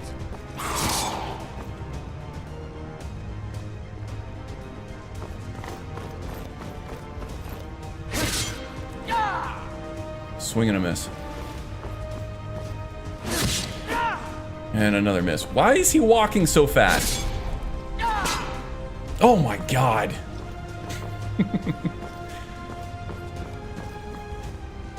Are we okay now, Eric?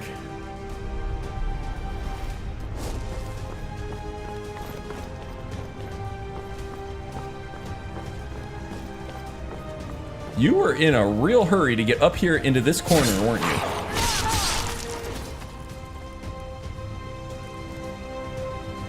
This is why followers suck. Indeed. And Eric is really strong. Alright, let's do this.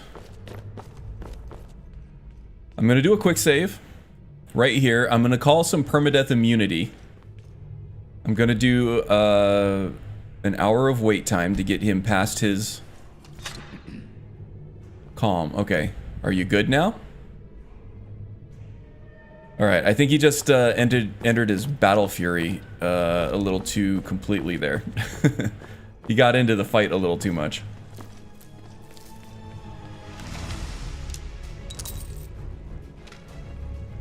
Actually, that ebony ore looked a little bit valuable. Boss Wickamp. Hello, friend. Hope you're having a good weekend. Joining us for some Skyrim shenanigans. Your follower is broke, man. He definitely is. Minions, that's the way to go, says the warlock Magus.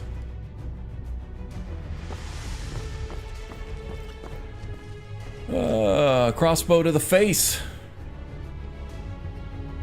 Sadly, going for tenure makes that kind of job more like a 14-hour days as opposed to 8. This place is so well preserved. Are you talking about your archivist days? Console reset AI. Yeah, I didn't need it, luckily enough. Okay, that goes to what's his name. We have the focusing gem. We just got to find the key, which is this way, I believe. Did I loot this Falmer yet? He's still got his arrows. I love this game. Yeah, me too. You know, thousands of hours later, 10 years later, I'm still quitting newer, prettier games to play this one. I can't help myself.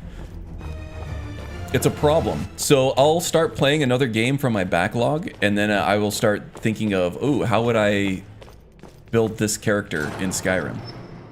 And then I try to suppress that thought for a while, but then, you know, about 10 hours into the game, I'm back in Skyrim. Trying to make a Witcher character, or Scorpion from Sub-Zero, or an Aloy character, or something like that, you know?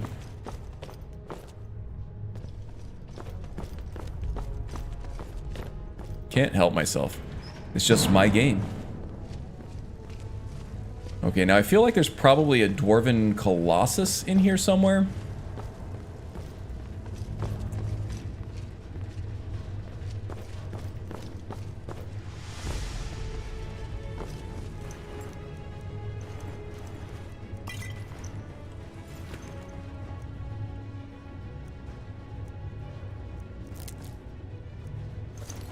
Oh, you can't say nothing goes wrong with 6, Magus.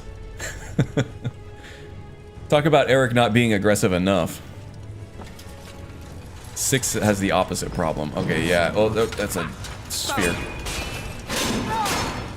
Oh, that's a master too.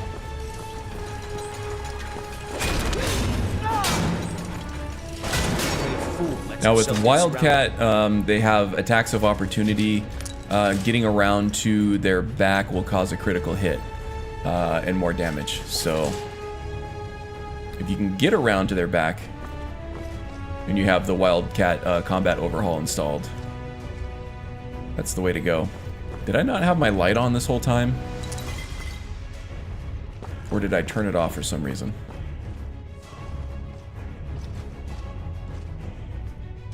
It's that sweet spot indeed. So yeah, I'll be playing a game, another game that's not Skyrim for a while, and then I'll go and boot up Skyrim, and it's just like, it's refreshing. Looking out over one of those vistas in the open world, and having that entire world ahead of you to do whatever you want. There's just something about that feeling. It's like open roads and a full tank of gas, and your favorite tunes playing on the radio, you know? That's the same kind of feeling it it evokes in me anyway.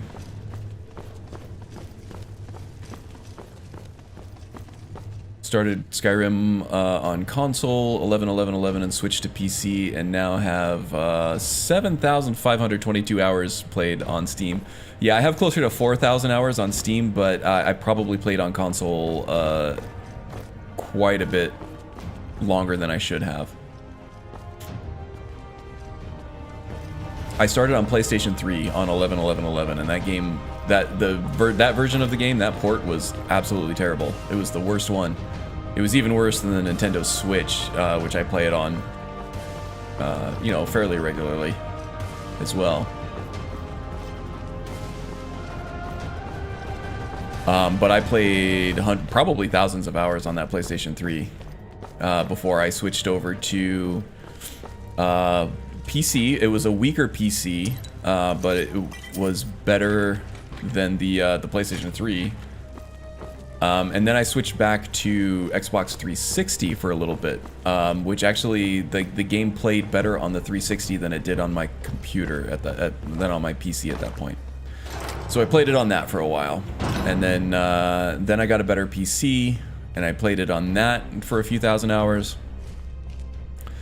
And then I got an actual real life, like, big boy gaming PC with a 1080 Ti in it when that was new, and I got a fully modded, the fully modded visuals and everything in it, and I was hooked from that point. Gavros, is that you?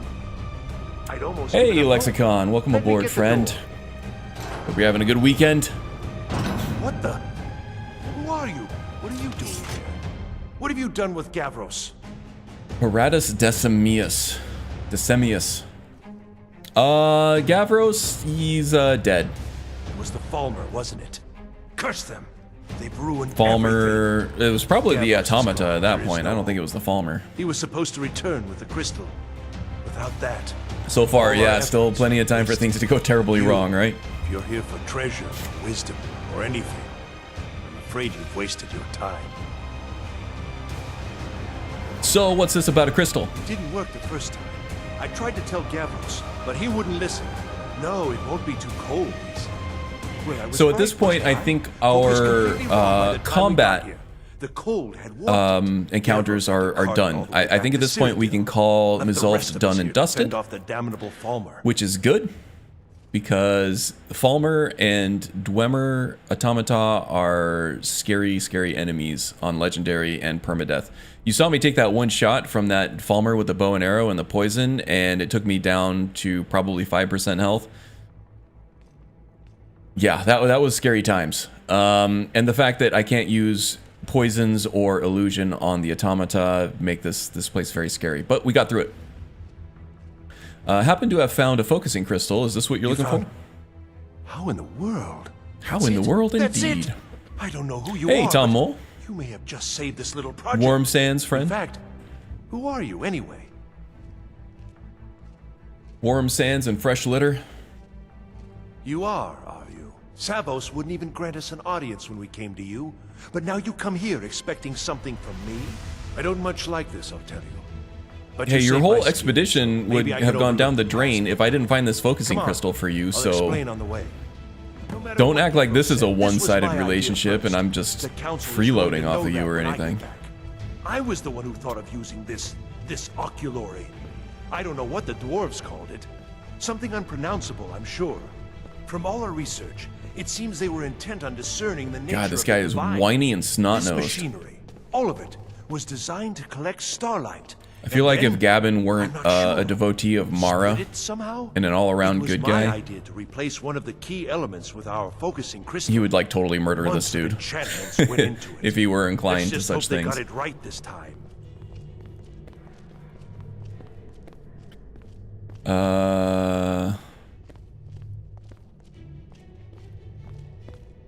Falmer probably were his downfall on the way out. Yeah. I don't know. I mean, just in terms of where we found him at the entrance to Mizulft and having to fight our way through tons of automata before we got to the Falmer. Here But if it they... is. Magnificent, isn't it?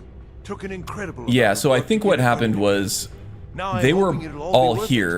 it. Place they the needed a crystal in the replacement central focus crystal apparatus, because and we can start the theirs process broke for or was focusing wrong it. for whatever reason. I think it was like not manufactured correctly. And then Gavros had to go get the new one, and he got it, and when he came back is when he got waylaid by the by whatever he got waylaid by, which leads me to believe that he was probably closer to the entrance than he was the oculory at the time of his demise. But yeah, you know, who knows? There were these synod all over the place throughout this entire dungeon, so if he had like a bunch of synod with him, then maybe they fought their way to this point. God, can I just take that thing, please? So you might be right. Hard to say, but yeah, that was my reasoning for thinking that it was the Dwemer that got him and not the Falmer. Okay, so we're gonna need to learn some destruction spells here, which goes directly against my own restrictions, but you know, at this point it's quest locked, so I have little choice. I just will be careful not to use them anymore. Can I Illusion assist you? spells only. Yeah, I don't think so, Eric. I think I got this. Just do your best not to try to murder me again while I'm doing this. Ah, I think we got a winner.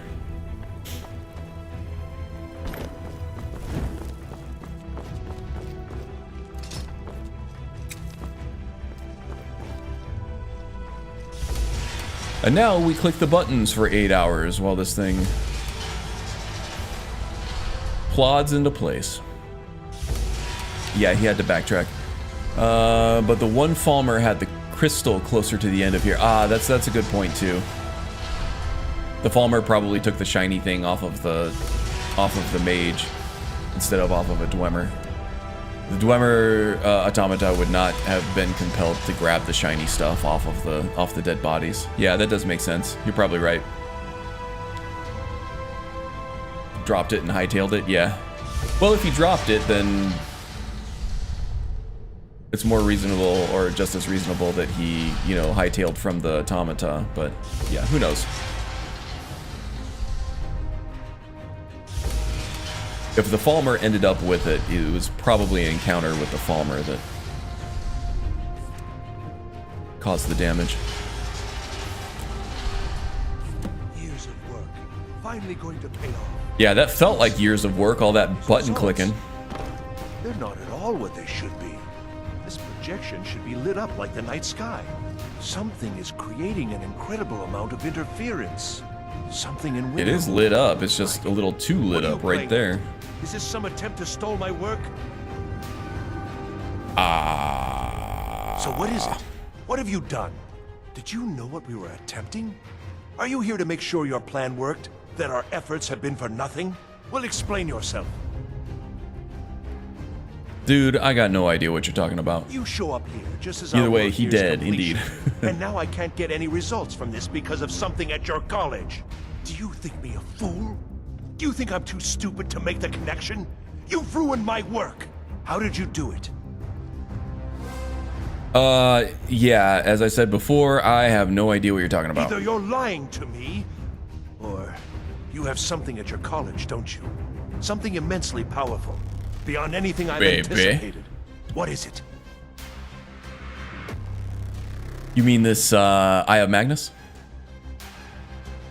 I'm not gonna answer that. So you do have something, then. Whether this was intentional or not, it suggests some interesting results. If I tell them what we have, he's gonna want to go try to confiscate it in the name of the Empire. Which is gonna be, you know, more trouble for everybody involved, so let's just not let him know. Can you help me find the Staff of Magnus or not? Yes, the staff. Interesting. I can't explain the details. That would be giving away many secrets the Synod have learned over the years. Also, I doubt you'd be able to comprehend the details. Have you seen the orrery and the Yeah, Imperial I'm City? such a dumbass, It was even though the I got your inspiration for this focusing idea. gem and Instead figured of out how to projecting run the this sky, little machine we without project your help all at of all. Tamriel, Saved and then your entire harness the latent project. energies to overlay the positions of what's Sniveling important is twerp. that all of this work was designed to reveal to us sources of great magical power, purely to help safeguard the Empire, of course. And yet, in the end, only 2 locations have been revealed to us. One is your college. The other, well, that can only be labyrinthian. So, mage from Winterhold.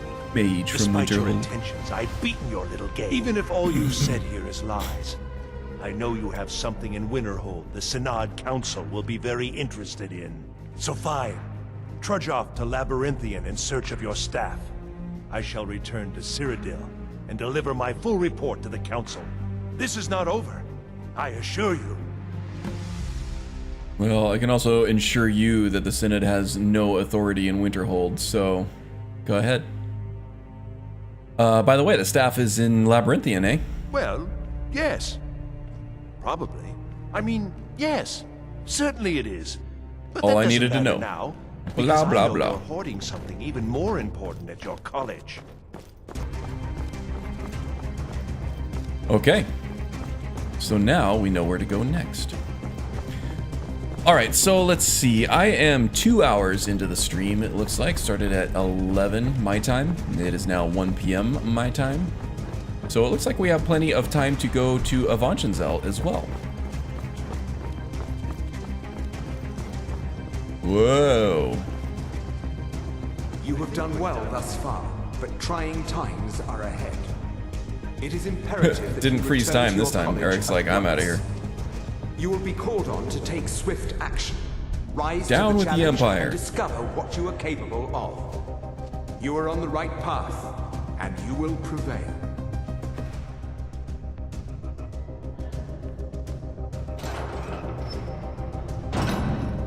I kind of have mixed feelings about the Empire, especially as it concerns its role in Elder Scrolls 6. I think that the downfall of the Empire would be an interesting avenue to explore in terms of, you know, story. But at the same time, the Empire is like such a big part of the Elder Scrolls that being without it would make it feel less like the Elder Scrolls, right? They say the Dark Elves built it after they fled from Morrowind. Sight. Okay, so I'm gonna make a non-immersion decision here, and I am going to fast travel back to the next carriage stop, just because I hate backtracking. I don't want to do all that marching up there, fight my way to my destination, just to turn around and go all the way back. Eric, what happened to your clothes, bud? I've got your back. Do you? I'm at your service. Sure thing. I've been Oh, looking you're for busted. you. Got something I'm supposed to deliver. Your hands only. Let's see here. Looks like that's it. Gotta go. Commission note? What did I commission? I'm writing to inform you I have finished your commission. You can come pick up your order at any time you deem appropriate. Oh, Alvor. Okay, so it's probably just building materials for our manor at Ilinalta. Am I still at Shorestone? I am. Let's actually, can I reload? Ooh, excuse me. Trying to fix my companion here. Vander! Indeed. Synod conversation should make your character say this, but it's your character. Eric, are you okay right now?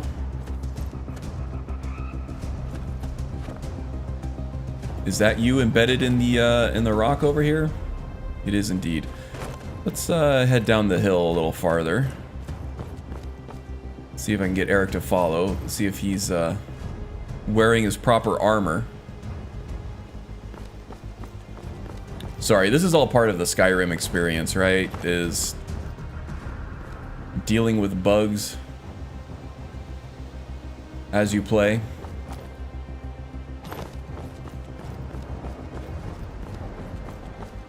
I did not reset his AI, but I'm not sure.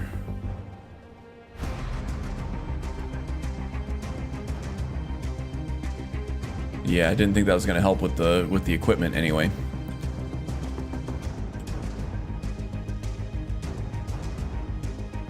Still here. I'll be sure to put it to good use. Oh, he's busted. Let me know if there's anything else you need. Can I help you? Right. Till next time. Hello, friend. I could really use some more experience in the field. It just works, Happy indeed. to join you again, and it won't cost a thing. Oh, Vander did have a hell of an experience. I'm ready to go. He's got his weapon, he just doesn't have his armor. What can I do for you, friend? I'm at your service. Ah, there we go. And he ate all of the armor I gave him.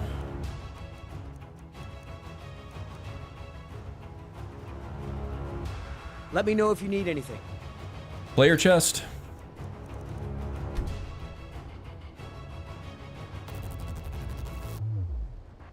Sorry about this, guys. But Eric is my meat shield, and as such, he is a big part of keeping me alive. Now, there's a hotkey for spawning this player chest.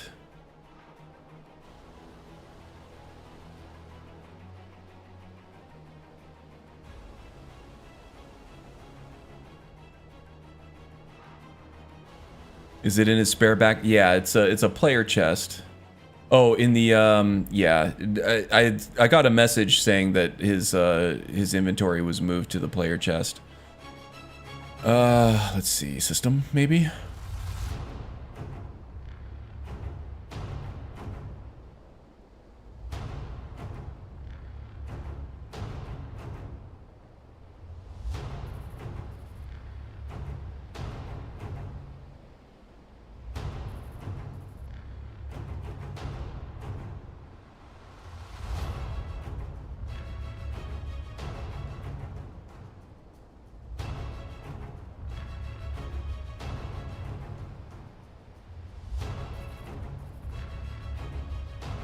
There should be a hotkey to spawn.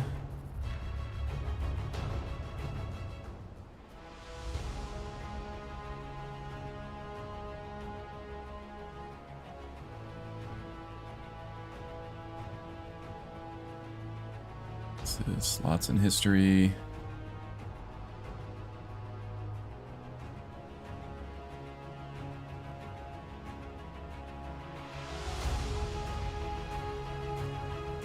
Ah, player chest hotkey.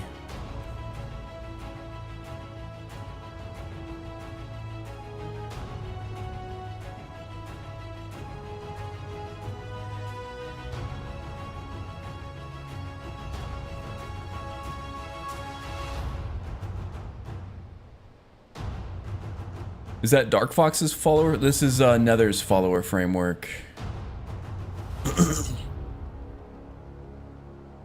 Probably the most feature-rich one. I didn't know that Dark Fox had a follower framework.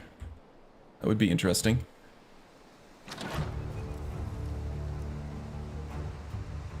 Okay, this looks better. I don't see the armor that he had on, so I'll just console that back in. That was Spellbinder, I think. Ooh, the Crimson stuff looks cool. But it's not what we had. We had the runic stuff. Eric! I can't catch up with them because I'm cucumbered. Still here. Of course.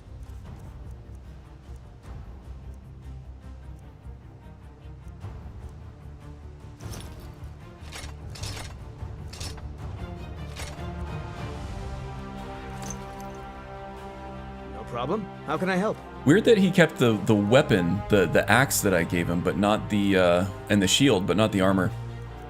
It must have reset his outfit at some point and just ate the armor. Oops, that's not what I wanted to give him.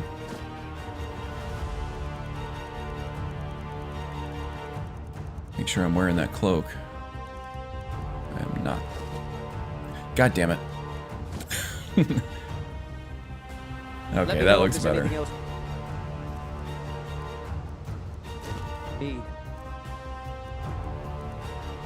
And is that the correct cloak? As resist magic, indeed. Okay. How am I still encumbered? What can I do for you, friend? Of course. Okay, we'll be on the other side of this in just a couple seconds, I promise.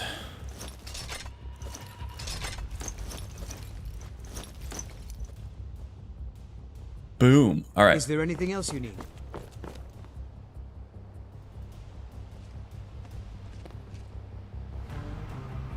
Now, is there a way to despawn this player chest? Is the last thing. And then we can actually play the damn game. Dark Fox was creating one. Okay.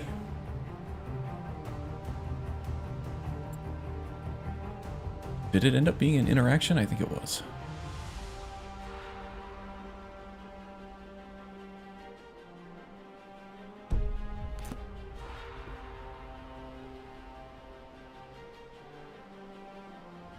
Get rid of it.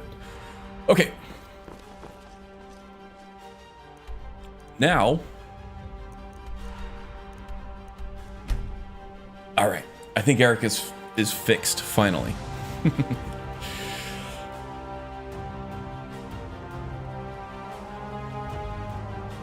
Okay, so what I'm going to do now is we're going to take the carriage back to Riften. I'm going to sell off some junk, get some sleep, and then we'll head to Avanchenzel to return the lexicon. We got a lexicon in the chat, and we got a lexicon in the inventory.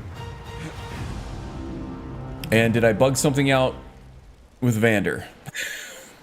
Oh my god.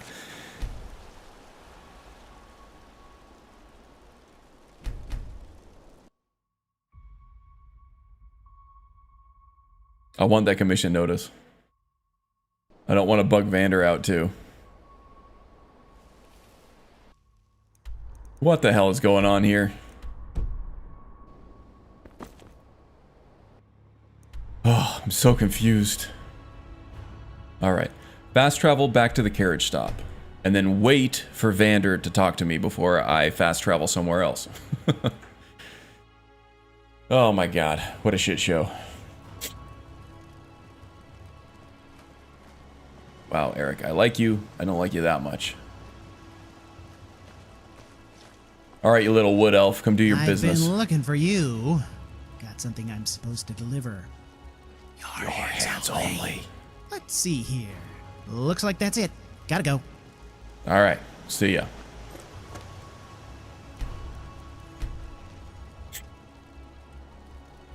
It's very late / early now. I'm sure Gavin is just exhausted from all of this.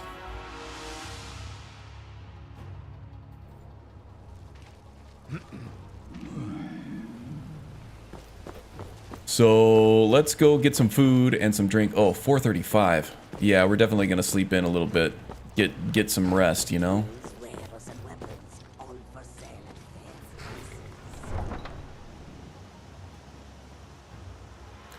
Rest and recover. That's what the doctor ordered right now.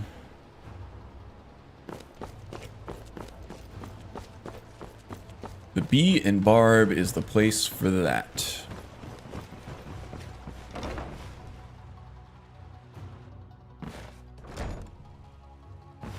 If you've got the coin, you've come to the right place. Pull up a seat.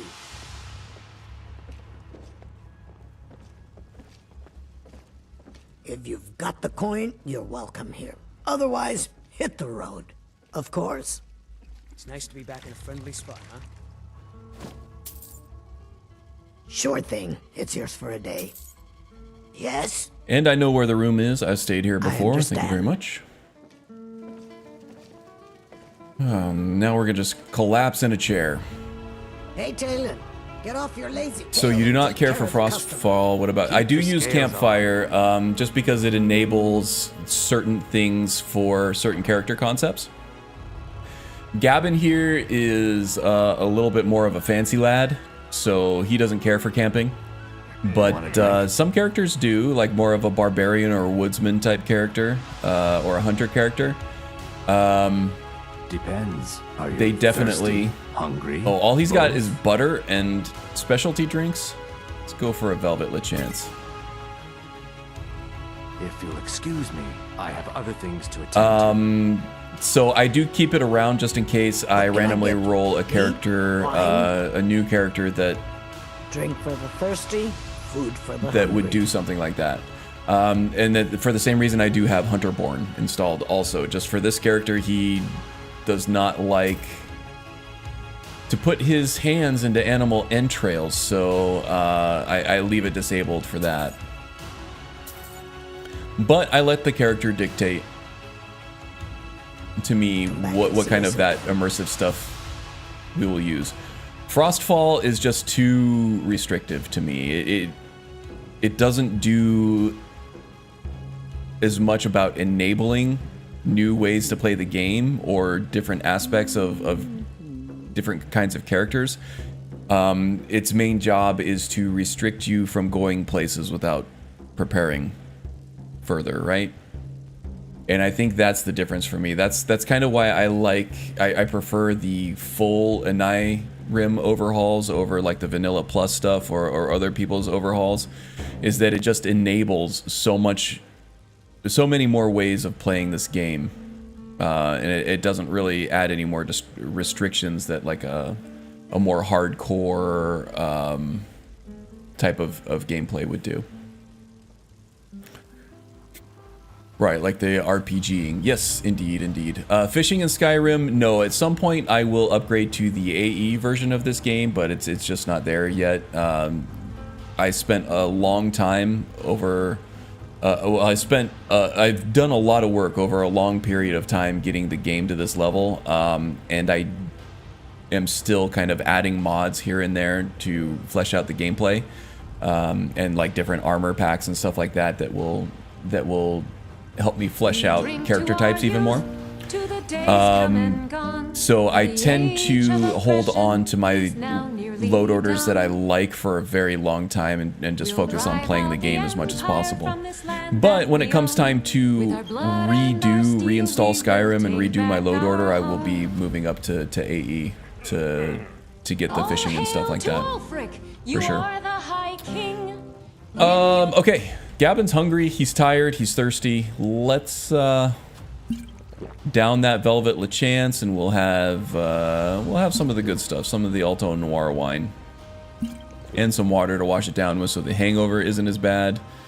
And then we'll go for the goat roast.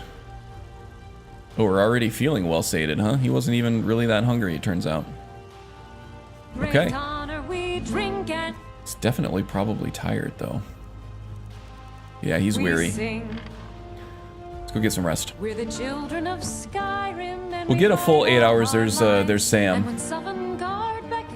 I don't want him to derail us too much at this point, but that's definitely something that we'll do at the beginning of another episode, most likely. We'll get a full 8 hours. That's gonna put us into the afternoon already, though. We're really messing with our sleep schedule here, but I feel like after that, all that we have gone through, that Gavin has definitely earned and needs the extra rest. Okay, encumbrance isn't great, but that additional follower inventory that Eric has is unlimited, so I think we'll just head straight to Avancenzel from here. See, we got about 40 minutes. That should be enough. Let's do a quick level up here at level 26. Let's see. I think we're just following the simple rule of we're taking the attribute that is the lowest since we need all of them fairly equally. And as I said before, we're taking this tree. We're going to focus on this subtree of the illusion skill tree until we get to Master of the Mind, which we do have the skill level for. We just need one more prerequisite perk and we'll be able to take it. Okay, I'm not going to sell anything off just now. We'll save that for off-stream stuff. As I said, I can use Eric's additional follower inventory in case we get into encumbrance trouble. But now let's just move on to Avangenzel, which is, I went out the wrong door for that. Collect the bounty. I can do that later. We're gonna be heading west. Maybe we can stop at Heartwood Mill and tell whoever is there. Nah, I'll do that off stream. Okay, so we're just gonna be following this trail, I think, until it starts to bend back north, and then we're gonna head south or southwesterly. And I'm going the wrong way already. We need to go around the city walls because I took the wrong door. I own Skyrim SEAE, but hardly ever play. Only when Skyrim has to be re-downloaded because I broke it. Yeah, it's... Ouch. Okay. No, this is bad. We're gonna switch to waning magic here. Use this magic shock and fire. This might be the Breton who has the grail. Thanks a lot. Eric, nothing? I can take you. Pathetic. That is a high elf. Damn.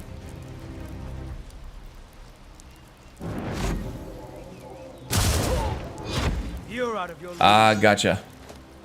I gotcha now. Hi, friend. Be careful. Dude lost his head.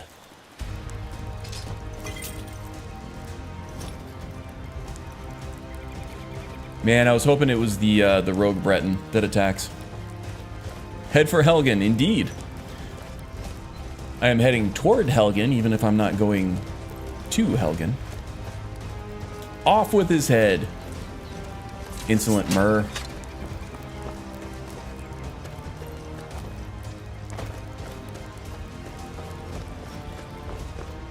So, do you play this character offline in addition to playing while sharing your world? Which, thank you, Karn, for sharing it.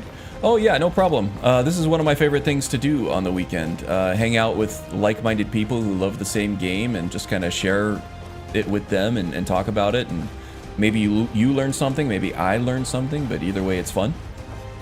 So yeah, no problem. It's literally my pleasure. I will save so since I'm doing a permadeath on this, the real bread and butter of a permadeath playthrough is in the combat, right?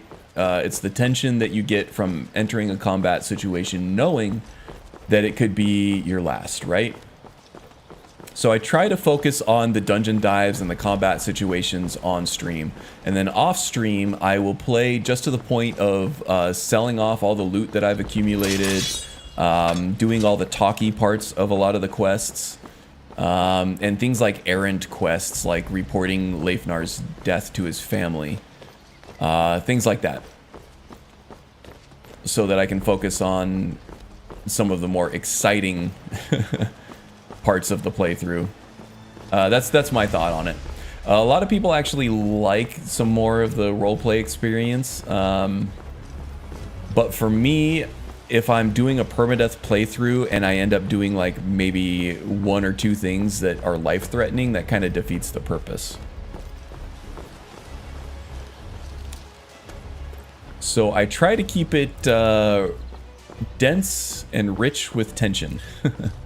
Because to me, that's what a permadeath is all about. And then I try to kind of do some role-playing, explore the character a little bit more while I'm doing it, but it's all combat-centric. Just a wolf. You guys are complaining about the wolf, big bad Stormcloaks over here.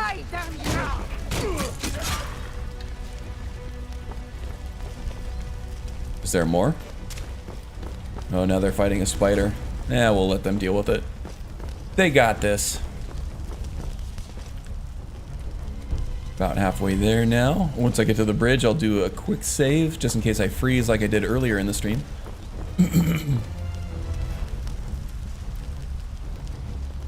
Offline, I tend to work on my pre-recorded content projects a little more than do this. I don't spend a whole lot of time off stream with these permadeath characters. The bulk of what can help out with that.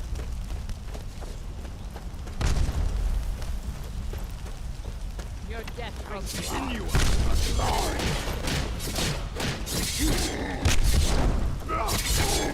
What was that? Nice, Eric. Out, Great swing on that one.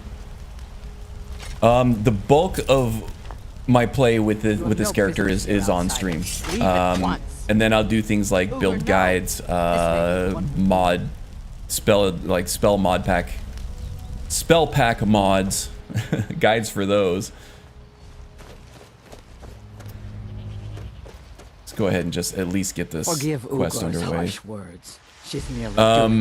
I'll do that stuff for like just regular video releases. I enjoy doing that stuff as well.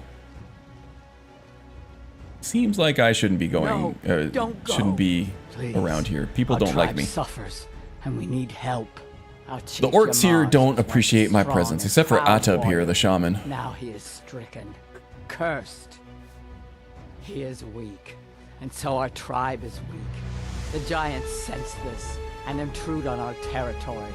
Now they assault our. But yeah, that to me gives me the best of both worlds on this channel, is I get to, you know, have the video production projects, and then also get to do the live stream stuff with the permadeath. It helps me fully experience all the different ways to play this game a little more. Your Mars has demanded we stay inside the walls. And the social aspect of the live streams is nice too. I must petition Malakath. Use a mod. I used to use that one too. Spell crafting, I have not used, but I've heard good things about it. The ritual must be done for the magic ungimping. I do not have the materials. Yeah, I have a lot of different spell packs. I have Apocalypse, Odin, Arcanum, and Triumvirate. I have no wish to oh, and Forgotten Magic redone. But I have no choice. It gives me a wide gamut of things you can do with magic, which I think is the way that it should be.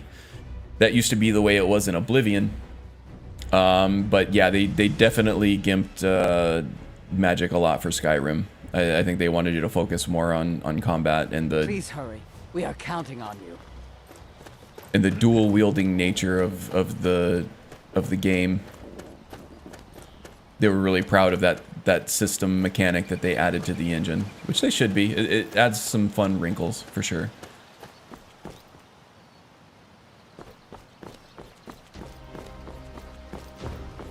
Yeah, things like spell research and stuff are great for a roleplay playthrough, but don't really work as well with a live stream permadeath play, in my experience. All right, that bear, he's just doing his thing. Well, if he comes after us. Oh, Python, thank you for the sub. Wow. Okay. Hey, be careful. Pay attention.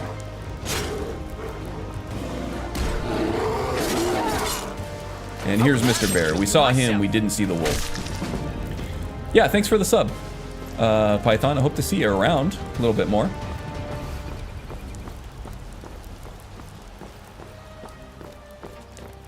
I'm getting very close to that 400 milestone on the subscriptions, and the real milestone, the next real milestone would be 500. And the pace has been picking up on the subs ever so slowly, but it is. Okay, is this a Dark Brotherhood assassin? Looks like it might be. That's the end of that. But at 500, I get to do like community posts and things like that, so it'll be easier to, like, if I'm going to miss a Saturday because I'm going to be out of town or I have other social obligations or whatever, it'll be easier for me to communicate that on my YouTube channel through a community post than it is to just try to hit all the Discords and different other platforms that people come here from. We got another bear.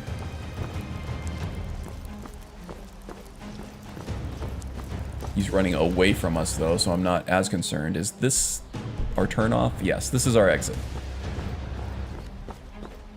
Actually, actually. Maybe that was our exit back there. That looks like a Dwemer construct. That looks like Dwemer architecture. Let's follow this. I think this will take us to Bonchenzell. You are not allowed to miss a Saturday, Karn. Sorry. Yeah, actually, I missed last week, so I'm a little rusty this week. I'm glad that I made it as far as I have so far. Trees. But yeah, last weekend, what was I doing? Don't even remember what we had going on last weekend, but I had some kind of social obligation. Oh yeah, I remember. Some friends that we haven't seen for a long time. We still haven't exchanged Christmas gifts, so that's kind of what we were doing. We had a little get together. That's a dwarven city. Planned. I thought we were going to do like an escape room or something, but it ended up being like a CSI type thing where you investigate this crime, and it was more like a geolocation type game, like Pokemon Go, but you had to go like walk around the downtown area of Phoenix and quote unquote interview witnesses, and it was mostly just text on your phone that was unlocked geolocationally. We didn't get too far with it. It kind of wasn't what we expected, but still had a good time hanging out with friends in the downtown area. We had some lunch, got to walk around in the weather a little bit. Did have some good weather that day. It was nice.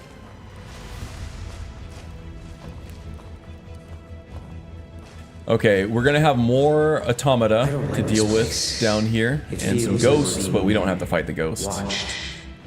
Just have to fight the robots, and I don't think there are any Falmer down here. I think it's all just Dwemer stuff. If you two cannot handle this, we can find others to hire. With a Dwarven Colossus, at least one of them at the end, I think. I think we'll only encounter one in this dungeon. I don't know, it's been a long time since I played it.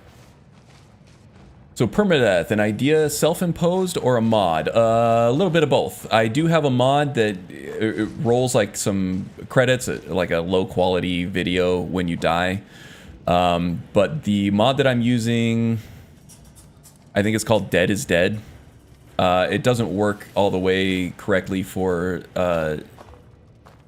Special Edition. It works for Legendary Edition, but it doesn't properly lock your save files like it should. So I do have to kind of self-impose it, but I still have kind of the theatrics, the song and dance that goes along with an actual permadeath. Exactly, like hardcore in Diablo 2 or 3. Dead is dead. Indeed. Which they might have a better permadeath version now. Ooh, he's got the zippity zap.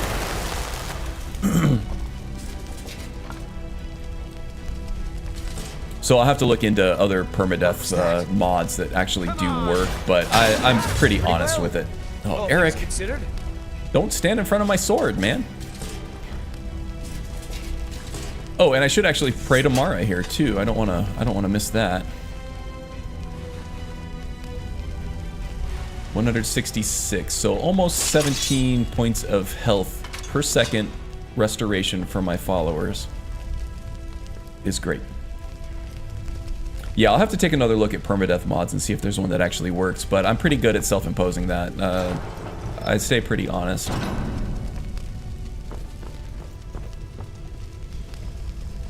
My thoughts on permadeath is it's not for everybody, right? A lot of people have these characters that they really gain an attachment to. Wow, there was some money in that jawbone there.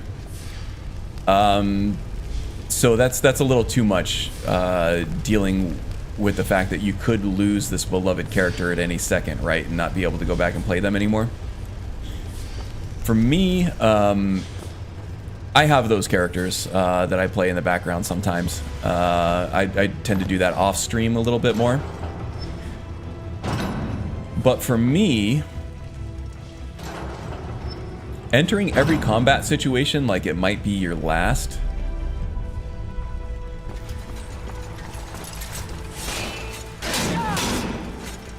Sorry, I gotta focus.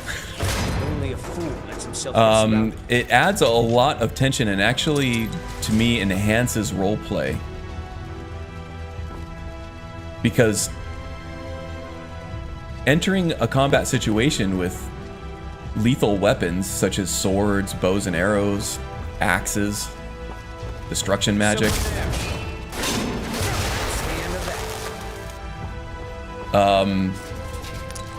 It should be something that you don't take lightly, right? It should be something that it requires heavy consideration before you actually do it. And that to me kind of adds a whole new wrinkle to the whole roleplay thing. There's real consequence to every single decision that you make in the game. So to me, permadeath is not at odds with roleplay, but actually enhances it. If you are cut out for that type of thing, which not everybody is. You definitely do try harder, for sure. So how many people when they first came here were afraid that if you walked in front of this thing, you were going to be blown off the cliff? I definitely was. And it took me probably a couple playthroughs before I realized that that you can just walk right by that thing without any danger. Yeah, would your character really charge that giant at level 1? I say no, unless insane. Exactly. Oh, William would though. Hey, Mr. Haggis Hunter, how you doing, sir? Hope you're having a good weekend so far.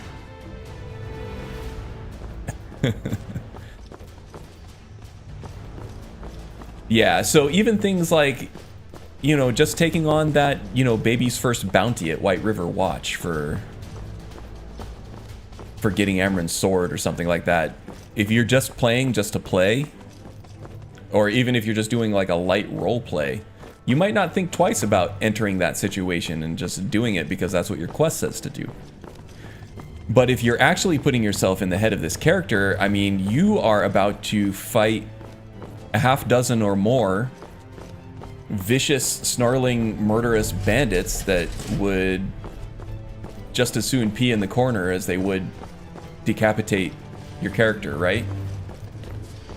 So to me, permadeath is like the the apex of immersion when it comes to roleplay. You have to consider every combat situation that you're about to enter very heavily, otherwise you might be dead forever. Okay, we got another spider. Oh no, that's a sphere.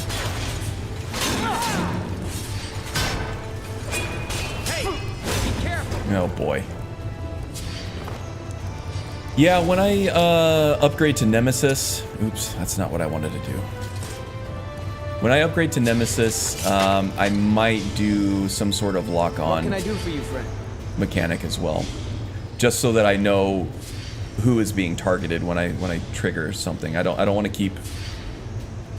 Well, especially I don't want to bash my follower and thinking that I got a stagger on an enemy just to release my block and end up getting clubbed with a power attack, you know? Of course.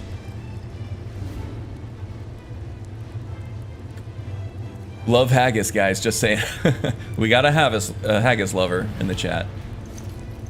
Well, Mr. William McNee over here is, he goes by Haggis Hunter on different platforms. So you may see us refer to him as Haggis for short.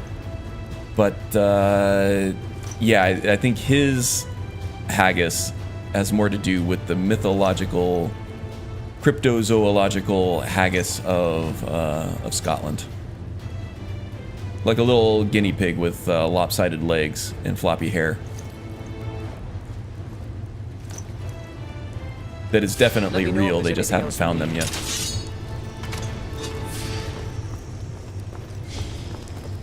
So yes, we all love both kinds of haggis. Well, not everybody loves the food haggis. That takes a certain amount of denial for what it is you're actually eating. But I've heard it's actually quite delicious.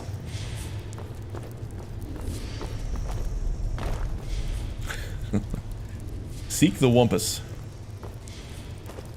It's a specialist job to find them. Yes, indeed. You have to have a very specific set of skills.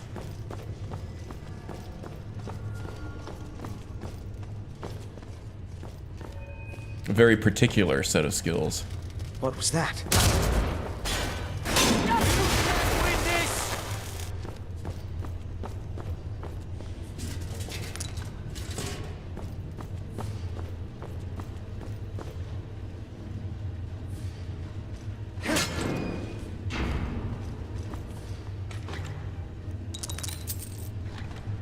I've eaten it many times and we love it. Even had to have it smuggled to get here. Ooh, wow. That's somebody who takes their haggis quite seriously. What part of the world are you from, Python?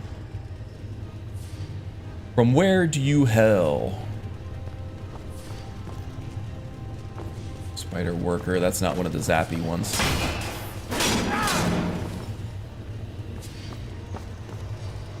Alaska, okay. Someone there. That's one place in the world that I have not visited yet, but would actually very much like to. It was my grandmother's favorite place to visit. She loved to go on cruises, which I don't think is an option for me because I get terrible motion sickness. But yeah, she said Alaska was absolutely like the most wonderful part of the world she'd ever been to. And just from the pictures, I would believe her. Oh, this is gonna get rough with the sounds going on here. Gotta get out of this area.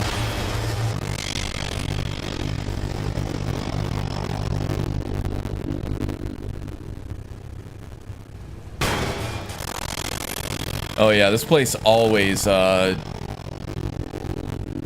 it's gotta be a mod thing, because this place always has audio issues for me.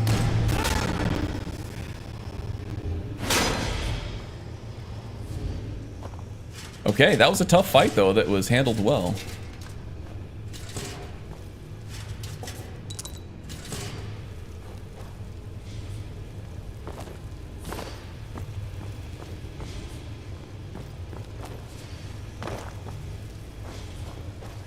Yeah, 41 years old, but I still have those young man gamer reactions, that's for sure. I love fighting games. I love action games. It all keeps me. It keeps the reactions fresh. That's for sure. It keeps me young in my brain. Okay, I think we have maybe.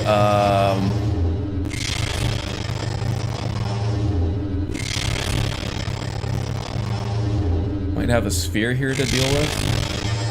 There's definitely one in there. Okay, I don't like this room. Oh, sorry, Eric. He's just gonna open the doors to come right back out anyway. Oh, that's terrible.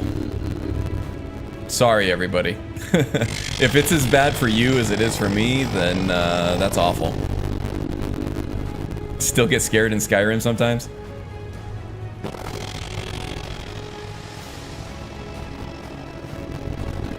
Okay, hopefully we're leaving the bad sounds behind.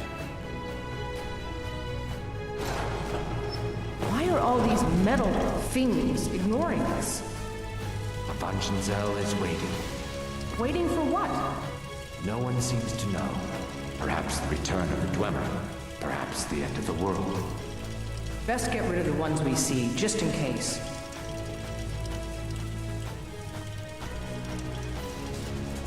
Okay, a little bit of environmental storytelling. I like it. One of Bethesda Game Studios' biggest strengths is their environmental storytelling. I really hope that their move to do more procedural generation of their world spaces does not have an adverse reaction to that aspect of their game development, because it's something that I adore them for.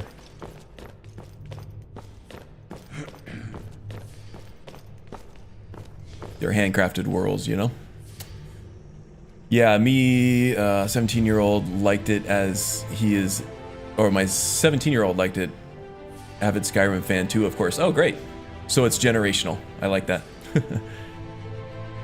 The sound definitely adds to the tension. Yeah, I must admit I've never had an audio issue here before. Yeah, it's you know, okay, so on my last gaming PC before I upgraded my GPU, I was using the Tuco guide, and I had the same issues with that guide too. Now I'm using Nulvis for the graphic and audio overhauls, so it must be using some of the same audio overhauls that's causing the issue.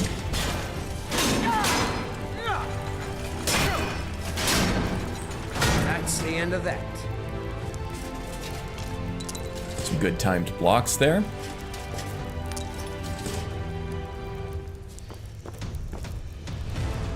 You mind swinging that somewhere else?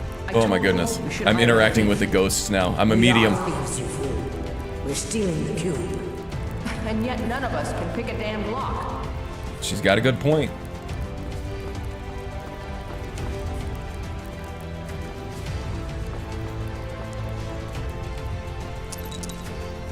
Take the jewels, leave the ingots. With our loot, we're all about value to weight ratio. So I'm gonna, you can take more light stuff that is more valuable, you can fit it more in your pack. So that's the stuff we'll be concentrating on. The keenest disciple of Dark Fox one. Oh, if Balefish were here, it would definitely be him. But Balefish has stepped away from Skyrim for a while. Balefish is the guy who did the Vander Courier Replacer mod. He's an awesome guy. He's from Austria. But he is a very talented mod author himself. He just prefers to jump around and follow his joy with other games from time to time. He's not as staunch of a Skyrim player as a lot of us here are in chat. But he was a big fan, or still is a big fan, I would imagine, of Dark Fox. He learned a lot of his own modding skills from Dark Fox himself, and following his streams and doing his tutorials and stuff like that.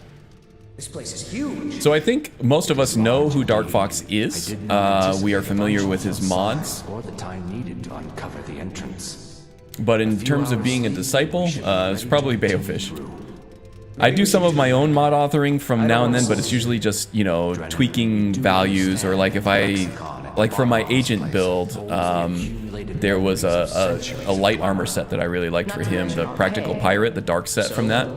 But the agent doesn't use light armor, so I went into the creation kit. No, I didn't use the creation kit for that. I used Xedit to make a little ESP that turns that set into clothing, makes it unarmored. But yeah, I do have some experience with the creation kit. Xedit is just a lot easier and a lot nicer for most things that I do in the game engine. And that's mostly just tweaking values, things like that, fixing bugs.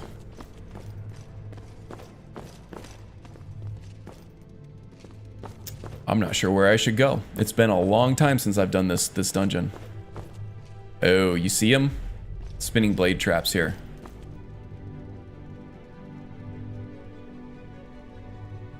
I'm not sure that a TK dodge will get all the way past these. Yeah, they will. Okay. Just had to stand back as far as possible.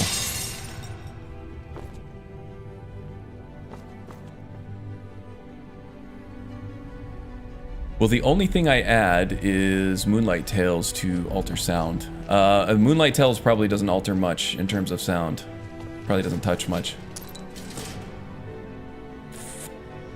Am I getting Sifu? Yes, eventually. I actually did talk about Sifu very early on in the stream, and I don't know if anybody was around to hear me talk about it. That is exactly my kind of game. That game reeks of Karn, I will tell you. However, they do not yet have a boxed copy release of it, and I love to collect video games and put them on my shelf so that everybody sees exactly how much of a nerd I am. Because I'm a proud nerd, damn it. And the boxed copies, the boxed version does not come out until like April, I think. So I'll be holding off till April to get that, and at that point they'll probably have a lot of the bugs worked out and stuff, even though I haven't heard any complaints about a lot of bugs with that game. But yes, I will get Sifu. I haven't gotten it yet. I will at some point, and I am very much looking forward to it. What zapped me? Oh, there he is. I see him now.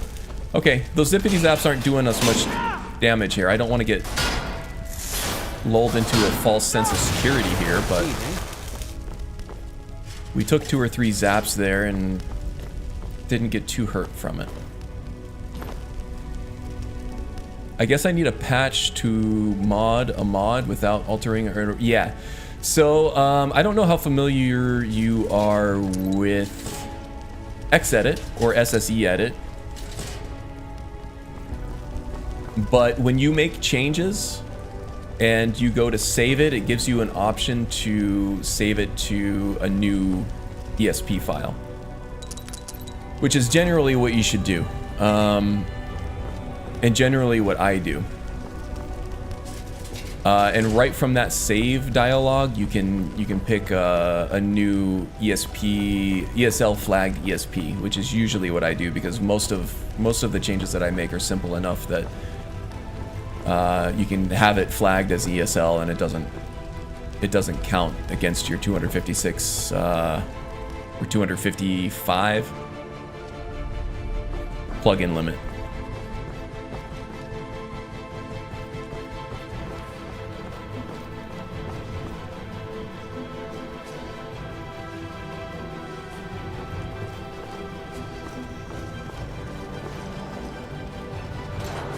What specifically is it you're trying to do, Python? Skyrim board game. It looks very interesting. I would love to be in close proximity with enough other Skyrim fans to play it. Oh, I hear a sphere. There he is. Just a regular sphere. That went pretty well. All things considered. But yeah, we do get together with some nerdy friends from time to time and play some board games, so maybe I'll suggest it for the next one. I do like my Skyrim collectibles, that's for sure. I have like 4 different copies on different platforms up on my shelves right now. Along with the collector's edition Alduin little... I hesitate to call it a statue because it's just made from molded plastic, but I have that up on my shelf from the original release. I got like a whole bunch of the books.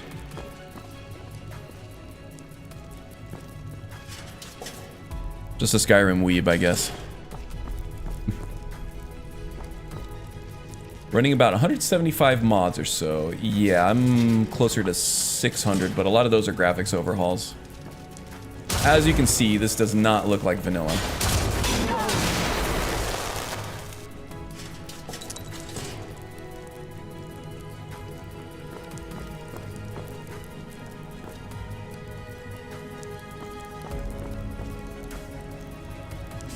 Okay, this Dwarven Colossus is going to be a real test once we get down to him. I think there's just the one, though. The spiders don't seem to be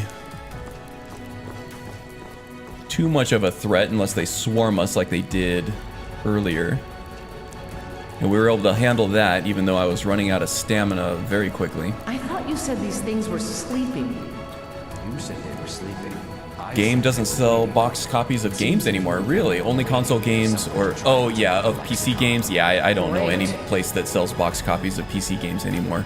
But yeah, GameStop here, which is kind of the US counterpart of Game in Europe, they still sell them. I actually went to a GameStop the other day to pick up MLB The Show for my PlayStation 5 because I like to play it with my brother. and I'm a big baseball fan. So it's fun regardless. And they didn't actually have a copy of it. Their stock is very limited anymore, which is strange for a game store for me. But the Target right next door to it had it in stock in a brand new sealed package. So that's, yeah. It's nice that I have both of them in close proximity to each other. One doesn't have it, the other one probably will have what I'm looking for. But I did buy a boxed copy of Hades for the Switch while I was there. I think that'll be fun to play on an airplane or in a hotel room.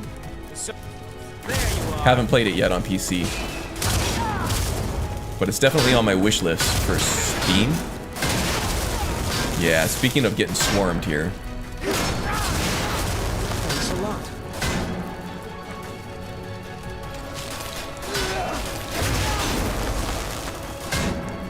More? Oh, I'm out of stamina. See, that's the danger.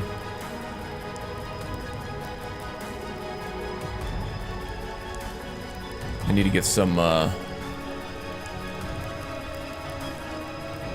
potions of stamina in my quick inventory here.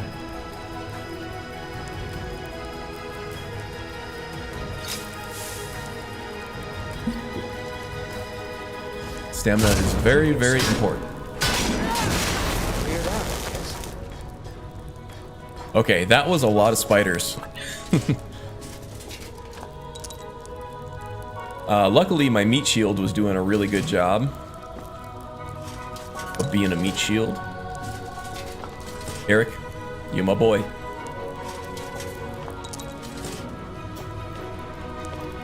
All right, some foreshadowing here with the colossi, colossuses. I'm inclined toward colossi. I don't know if that's correct or not, but it sounds correct to me. God, these things are so hard to pick up.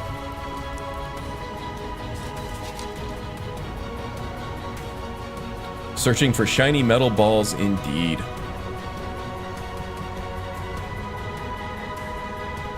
Oh, see you later, Lexicon. I'm probably missing you completely now.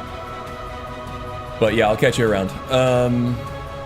All I really wanted to do was make my thesis worth what is correct, not 0 in spell research. Ah, okay.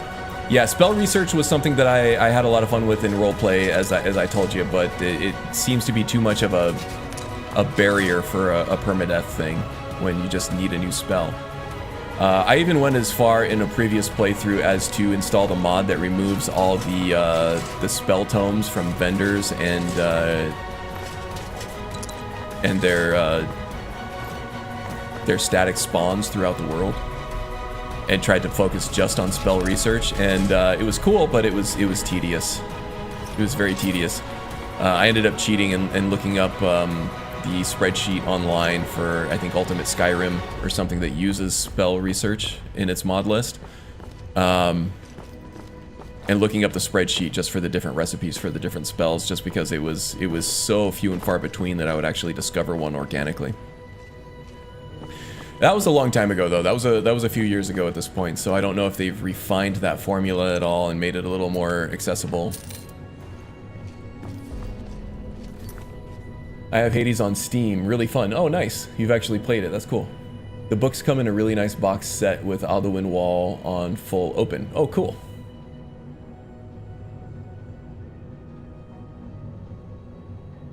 Because modding is addictive? Yeah, Strudel's going down another rabbit hole there. Another book is set in Tales of Tamriel, lore, etc. Yeah, is that the Kirkbride books?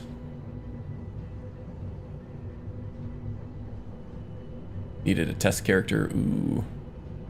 You got an old favorite coming back, huh? Colossus singular, colossi plural. Okay, yeah, that's what I thought.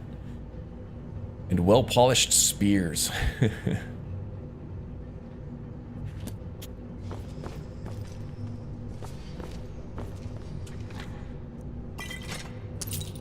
Yeah, if you're all like me, you keep your spears well-polished. I can't do this. We shouldn't be here. I'm sorry. I know Magus knows what I'm talking about. Drennan! Let the field mouse run. Your pay will be The field mouse. Ha, My pay will be nothing if we die in here. Wujita over here, she's, or no, from Deepest Fathom. She's the one that we took the lexicon from. Calling will continue without Drennan. She was kind of a badass before she became cursed with whatever this lexicon cursed her with.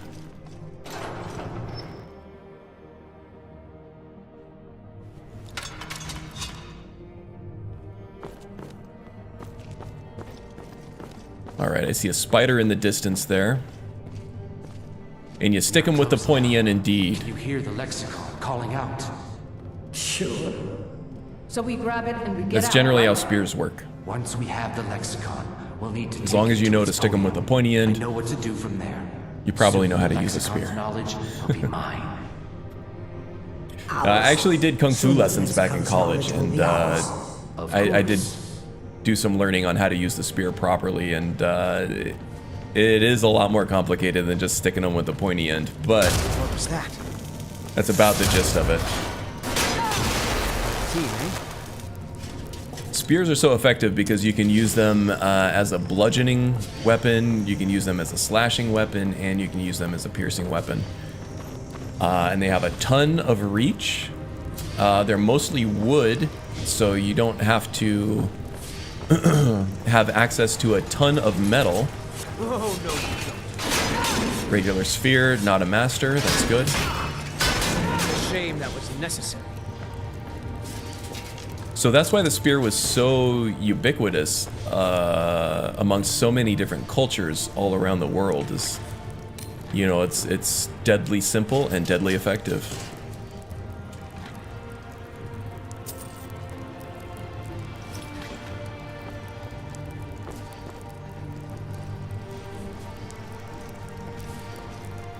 I did mention all those kids, trust me, I know about keeping it polished. Good call, good call. It is staff fighting with a pointy end. Yeah, it is. You definitely try to prioritize the pointy end, but yeah, you can use it as just a regular old staff too, if you're not trying to be too lethal with things.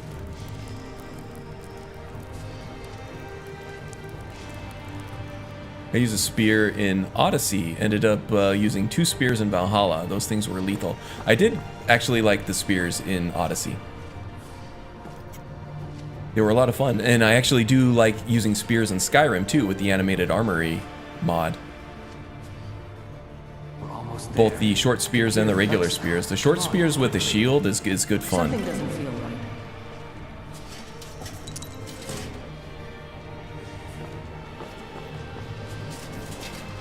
Wait!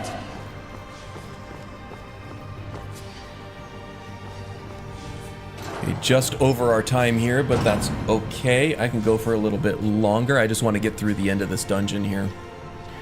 Okay, we got another spinning blade trap here. Let's be very careful about this. Watches the roots. That's Deepest Fathom's Argonian companion there, it seems like. That just turns off the blades, I think. Now we are encountering some darkness, which is spooky. Yep, okay, now we're here with the Colossus. The Colossi. I think one of them is actually dead, but one of them is alive. Colossi are tough because they're like fighting a giant that has access to a ranged attack. with their steam stuff there. So, okay, let's go ahead and get fully boosted up here.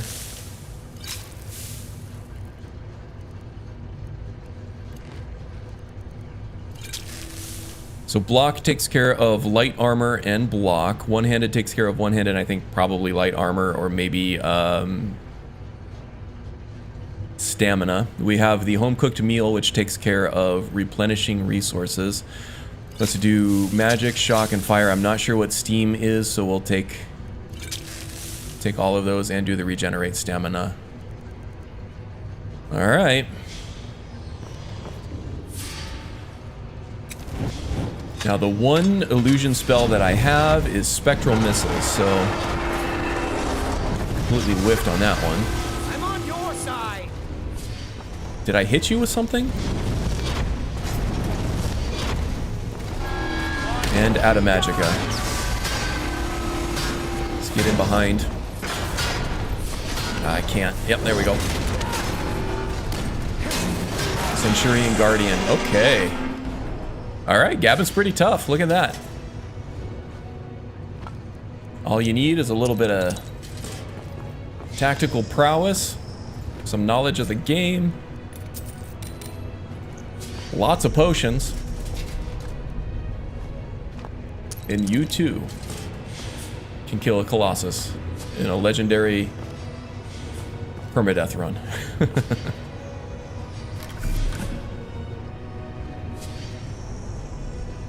Kia Moon, hello and welcome.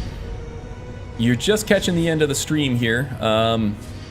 This was kind of the grand finale that I wanted to do before calling it quits. Been at it for about 3 hours here now. We have returned the Lexicon to Avanchanzel and defeated the Colossus Guardian.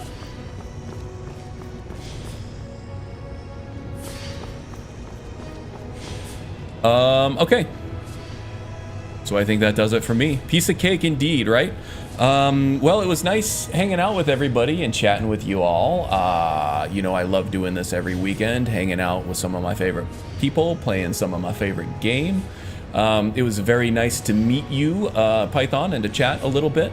And sorry, Kia Moon, we're calling it quits just as you showed up, but if you did happen across this channel just randomly on YouTube, please do hit like and subscribe because I do this every weekend. It's 6 p.m. UTC, 11 a.m. my time here in Arizona in the US. Yeah, I do streaming permadeath on legendary difficulty every Saturday. And I also do build guides and other things on the channel, so do hit like and subscribe. It helps me out a lot, and it's a good value for your free clicks there too. Also, if you did like this, there might be some other content out there that you will enjoy as well, so do take a look in the description below. Some of the people that we had here in chat actually have their own Twitch channels, YouTube channels, all that stuff. And our own 57 say that 10 times fast. 57 Strudel has a long-running fanfic writing project going on. So just tomes and tomes of free entertainment. All you have to do is click the button there. If you're into fantasy reading, it's hard to do much better than what Strudel does. She's a fantastic writer, and I highly recommend it. Magus was here. Magus streams quite regularly, so do click his link and give him a follow on Twitch. He's fun to hang out with as well. A best game ever indeed, Tsar Vladimir Putin. Glad to have the esteemed is it president or prime minister over there? Glad to have you with us, Mr. Putin. So yeah, that's it for me. I'm sorry if you're just showing up now. I've been streaming for 3 hours and I am at the end of my allotted time limit here. So yeah, I'll see you next time. Until next week though, take care, okay? Have a good weekend, guys. Bye.